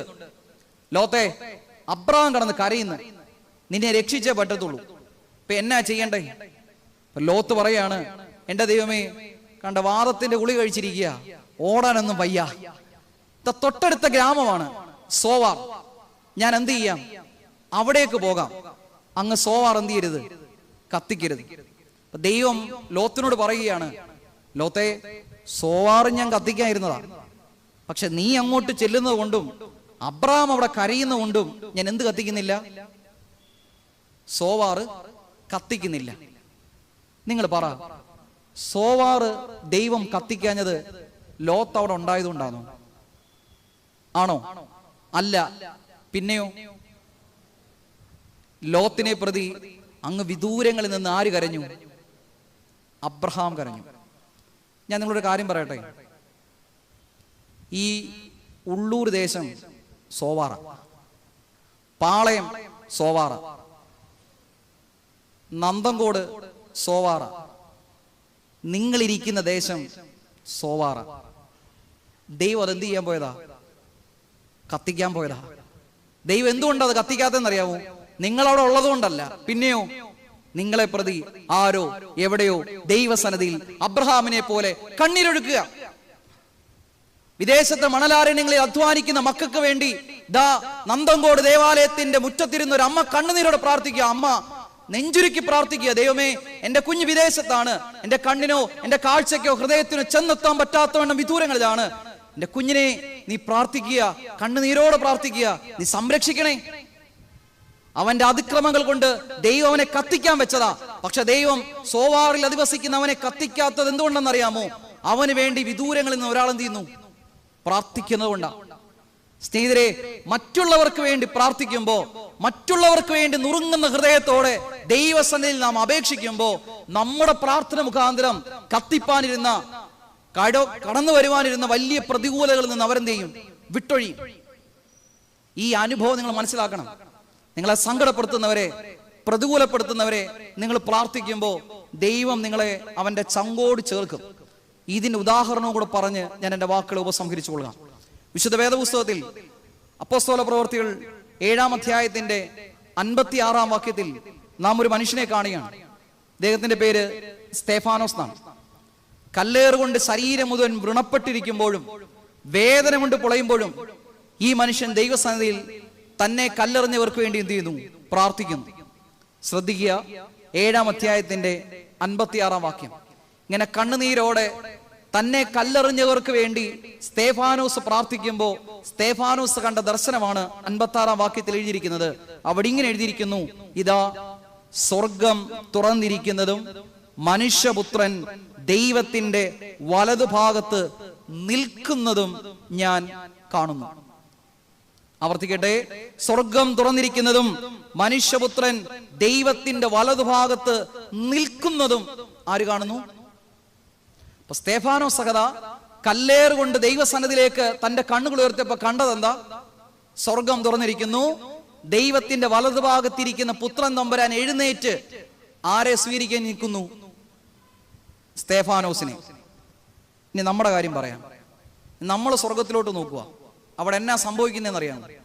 വിശുദ്ധ കുർബാനയുടെ ആരാധന അനുഭവത്തിൽ പുരോഹിതൻ ഇവണ്ണം പറയും, നിങ്ങളുടെ ബോധങ്ങളും വിചാരങ്ങളും ഹൃദയങ്ങളും ഉയരങ്ങളിൽ പിതാവാം ദൈവത്തിന്റെ വലത്തുഭാഗത്ത് മശിയാ തമ്പുരാൻ എഴുന്നള്ളിയിരിക്കുന്നതായ ആ മഹോന്നതങ്ങളിലായിരിക്കണം. നമ്മൾ പ്രാർത്ഥിച്ചത് എന്തുവാ? ഇരുന്നപ്പോ വലത് ഭാഗത്ത് പുത്രൻ തമ്പുരാൻ എഴുന്നള്ളി. നീ ആരുടെ കാര്യമാണ് പ്രാർത്ഥിച്ചേ? നിന്റെ കാര്യമാണ്. നാം പ്രാർത്ഥിച്ചത് നമ്മുടെ കാര്യമാണ്. സ്തേഫാനോസ് സഹോദരൻ പ്രാർത്ഥിക്കുന്ന ആരുടെ കാര്യമാണ്? മറ്റുള്ളവരുടെയാ. സ്നേഹിതരെ, മറ്റുള്ളവരെ പ്രതി സ്വർഗാനുഭവങ്ങളിലേക്ക് കൈ ഉയർത്തുന്നവന്റെ പ്രാർത്ഥനയെ സ്വീകരിക്കുവാൻ ഇരിക്കുന്നിടത്ത് നിന്ന് എഴുന്നേറ്റ് നിൽക്കുന്ന പുത്രനെ നമുക്ക് കാണാൻ സാധിക്കും. ഇതൊരു വിശ്വാസാനുഭവമാണ്. നമ്മുടെ പിതാക്കന്മാർക്ക് ഈ വീണം ദൈവ അനുഭവം ഇത്രമേൽ സമൃദ്ധമായി കിട്ടിയത് എങ്ങനെയാണെന്നറിയാമോ? അവരാരും പ്രാർത്ഥിച്ചത് അവർക്ക് വേണ്ടിയിട്ടല്ല, പിന്നെയോ അവര് പ്രാർത്ഥിച്ചത് അത്രയും മറ്റുള്ളവർക്ക് വേണ്ടിയാ. ഞാൻ ഇന്നലെ കോട്ടയത്ത് അമേനൂർ ദേവാലയത്തില് ശുശ്രൂഷയ്ക്ക് വേണ്ടി ചെന്നപ്പോ അവിടുത്തെ വികാരി അച്ഛൻ ആമുഖ വാക്കുകളിൽ പറഞ്ഞത് ഞാൻ കേട്ടു. പാമ്പാടി തിരുമേനിയുടെ ജീവിതാനുഭവങ്ങളിൽ ഇവണ്ണ ഒരു കഥ എഴുതിയിട്ടുണ്ട്. പാമ്പാടി തിരുമേനി ജീവിക്കുന്ന കാലഘട്ടത്തിൽ എവിടെയോ ഒരു വലിയ ഭൂകമ്പം ഉണ്ടായി, ഒട്ടനവധി ആളുകൾ മരിച്ചു എന്ന് കേട്ടിട്ട് പത്രമാധ്യമങ്ങളിലൂടെ കണ്ട് മനസ്സിലാക്കിയിട്ട് ഈ പുണ്യപിതാവ് പാമ്പാടി ദേവാലയത്തിന്റെ മദ്ബഹായിലേക്ക് കമ്മീസും ശിരോസ്ത്രവും മാത്രം വിട്ട് എന്ന് കണ്ണുനീരോടെ പ്രാർത്ഥിക്കുക. ഈ മരിച്ചവരാരും തിരുമേനിയുടെ ബന്ധുക്കളല്ല, ഈ മരിച്ചവരാരും തിരുമേനിക്ക് അറിയാവുന്നവരുമല്ല. ആ കഥയിൽ ഇങ്ങനെ എഴുതി വെക്കുന്നു എന്ന് പറയുന്നു, തിരുമേനി മദ്ബഹാ വിട്ടിറങ്ങുമ്പോ തന്റെ കമ്മീസ് അപ്പാടെ നനഞ്ഞിരുന്നു. സ്നേഹിതരെ, ഈ സഭ എന്താണ് ഇങ്ങനെ നിലനിൽക്കുന്നതെന്ന് അറിയാമോ? ഈ സഭ എന്തുകൊണ്ടാണ് നഷ്ടപ്പെടാതെ ഈ കാലത്തിന്റെ പ്രതികൂലതയെ അതിജീവിക്കുന്നതെന്ന് അറിയാമോ? ഈ വിധം ഈ സഭയ്ക്ക് വേണ്ടി, ഈ ഇടവകയ്ക്ക് വേണ്ടി, ഈ ദേശത്തിന് വേണ്ടി കണ്ണുനീരോടെ പ്രാർത്ഥിക്കുന്ന ഒരു തലമുറ അപ്പുറത്തുണ്ട്. ഭൂമി ഒന്നടങ്കം സോവാറാണെങ്കിൽ ഈ സോവാർ കത്താതിരിക്കുന്നത് അങ്ങേ ലോകത്ത് നമുക്ക് വേണ്ടി പ്രാർത്ഥിക്കുന്ന ഒട്ടനേകം മധ്യസ്ഥരുണ്ടായതുകൊണ്ടാണ്. ഈ സഭയുടെ സമ്പത്ത് ഭൗതിക സമ്പത്തിലല്ല അടിസ്ഥാനപ്പെടുത്തിയിരിക്കുന്നത്, പിന്നെയോ ആത്മീയ സമ്പത്തിലാണ്. ഈ ലോകത്തല്ല ഈ മലങ്കര ഓർത്തഡോക്സ് സുറിയാനി സഭ എന്ന സഭയുടെ സമ്പത്തിരിക്കുന്നത്. ഈ സഭയുടെ സമ്പത്ത് അങ്ങേ ലോകത്താ. അവരുടെ കണ്ണുനീര്, പ്രാർത്ഥന, അതാണ് ഈ സഭയുടെ പ്രയാസങ്ങളുടെയും പ്രതികൂലങ്ങളുടെയും വീണ്ടെടുപ്പിന് ആധാരം. എന്റെ വാക്കുകളെ ഞാൻ ഉപസംഹരിക്കുകയാണ്. 2 ചിന്തകളാണ് ഇന്ന് ഈ സന്ധ്യയിൽ നാം പരസ്പരം ദൈവാശ്രയ ബോധത്തോടെ പങ്കുവെച്ചത്. വിശുദ്ധ മത്തായി ശ്ലീഹായുടെ സുവിശേഷത്തിന്റെ 5-ാം അധ്യായത്തിന്റെ 3-4 വാക്യങ്ങൾ. 3-ാം വാക്യം, ആത്മാവിൽ ദരിദ്രരായവർ ഭാഗ്യവാന്മാർ, എന്തുകൊണ്ടെന്നാൽ സ്വർഗരാജ്യം അവരുടേതാകുന്നു. എന്താണ് ആത്മാവിന്റെ ദാരിദ്ര്യം? ടോട്ടൽ ഹെൽപ്ലെസ്, എനിക്കൊന്നും ചെയ്യാൻ സാധിക്കില്ല, ദൈവമേ നീ എന്നെ സഹായിക്കണേ എന്ന ആത്മബോധത്തിന്റെ അനുഭവത്തിന് വിളിക്കുന്ന പേരാണ് ആത്മാവിന്റെ ദാരിദ്ര്യം. ഈ വിധം ദാരിദ്ര്യം പേറുന്നവന് ഉയരങ്ങളിൽ നിന്ന് കൃപ ഇറങ്ങും. കൊണ്ട് സ്നേഹിതരെ, ചങ്കിലെ മുള്ളെടുക്കാനല്ല പ്രാർത്ഥിക്കേണ്ടത്, തമ്പുരാനെ മുള്ളൊക്കെ അവിടെ ഇരിക്കട്ടെ, മുള്ളിനെ കവിയുന്ന കൃപ തരണേ എന്ന് നിരന്തരം പ്രാർത്ഥിക്കുക. 4-ാം വാക്യം, ദുഃഖിക്കുന്നവർ അനുഗ്രഹീതർ, അവർക്ക് എന്ത് കിട്ടും? ആശ്വാസം കിട്ടും. ഏത് വിധം ദുഃഖിക്കുന്നവരാണ്? 2 കാര്യങ്ങളെ പ്രതി ദുഃഖിക്കുന്നവർക്കാണ് ആശ്വാസം കിട്ടുന്നത്. 1, സ്വന്തം തെറ്റുകളെ പ്രതി ദുഃഖിക്കുന്നവർ, പശ്ചാത്തപിക്കുന്നവർ. മറ്റുള്ളവനെ പ്രഹരിച്ചതിന്റെ പേരിൽ, പുറങ്കുപ്പായം ഒളിപ്പിച്ചു വെച്ചതിന്റെ പേരിൽ, പശ്ചാത്താപത്തോടെ ദൈവമേ 2 മൈൽ ദൂരം സഞ്ചരിക്കാൻ പറ്റിയില്ല എന്നതിന്റെ പേരിൽ ഇങ്ങനെ സ്വന്തം തെറ്റുകളെ പ്രതി പശ്ചാത്തപിക്കുന്നവനാണ് ആശ്വാസം കിട്ടുന്നത്. അടുത്തതായി പറഞ്ഞത്, മറ്റുള്ളവന് വേണ്ടി കണ്ണുനീരോടെ പ്രാർത്ഥിക്കുന്നവന്റെ പ്രാർത്ഥന സ്വീകരിക്കുവാൻ ഇരിക്കുന്നിടത്ത് നിന്ന് എഴുന്നേറ്റ് നിൽക്കുന്ന പുത്രൻ തമ്പുരാന്റെ ആത്മീക ഭാവം ഇത് നിങ്ങളിൽ ഉണ്ടാവും. നിങ്ങൾ ഉണ്ടാകണമെന്നതാണ് എൻ്റെ പ്രാർത്ഥന. തീർച്ചയായും ഈ അനുഭവം നിങ്ങളിൽ ഹൃദയം ബലപ്പെടട്ടെ. നല്ല അനുഭവങ്ങൾ പരസ്പരം പങ്കുവെക്കുവാൻ സർവശക്തനായ ദൈവം തൊഴിഞ്ഞു എന്നതായ കൃപയ്ക്ക് നന്ദി പറയുന്നു. ഞാൻ ആദ്യം വാക്കുകളിൽ ഓർപ്പിച്ച പോലെ പകരക്കാരനായിട്ടാണ് വന്നത്.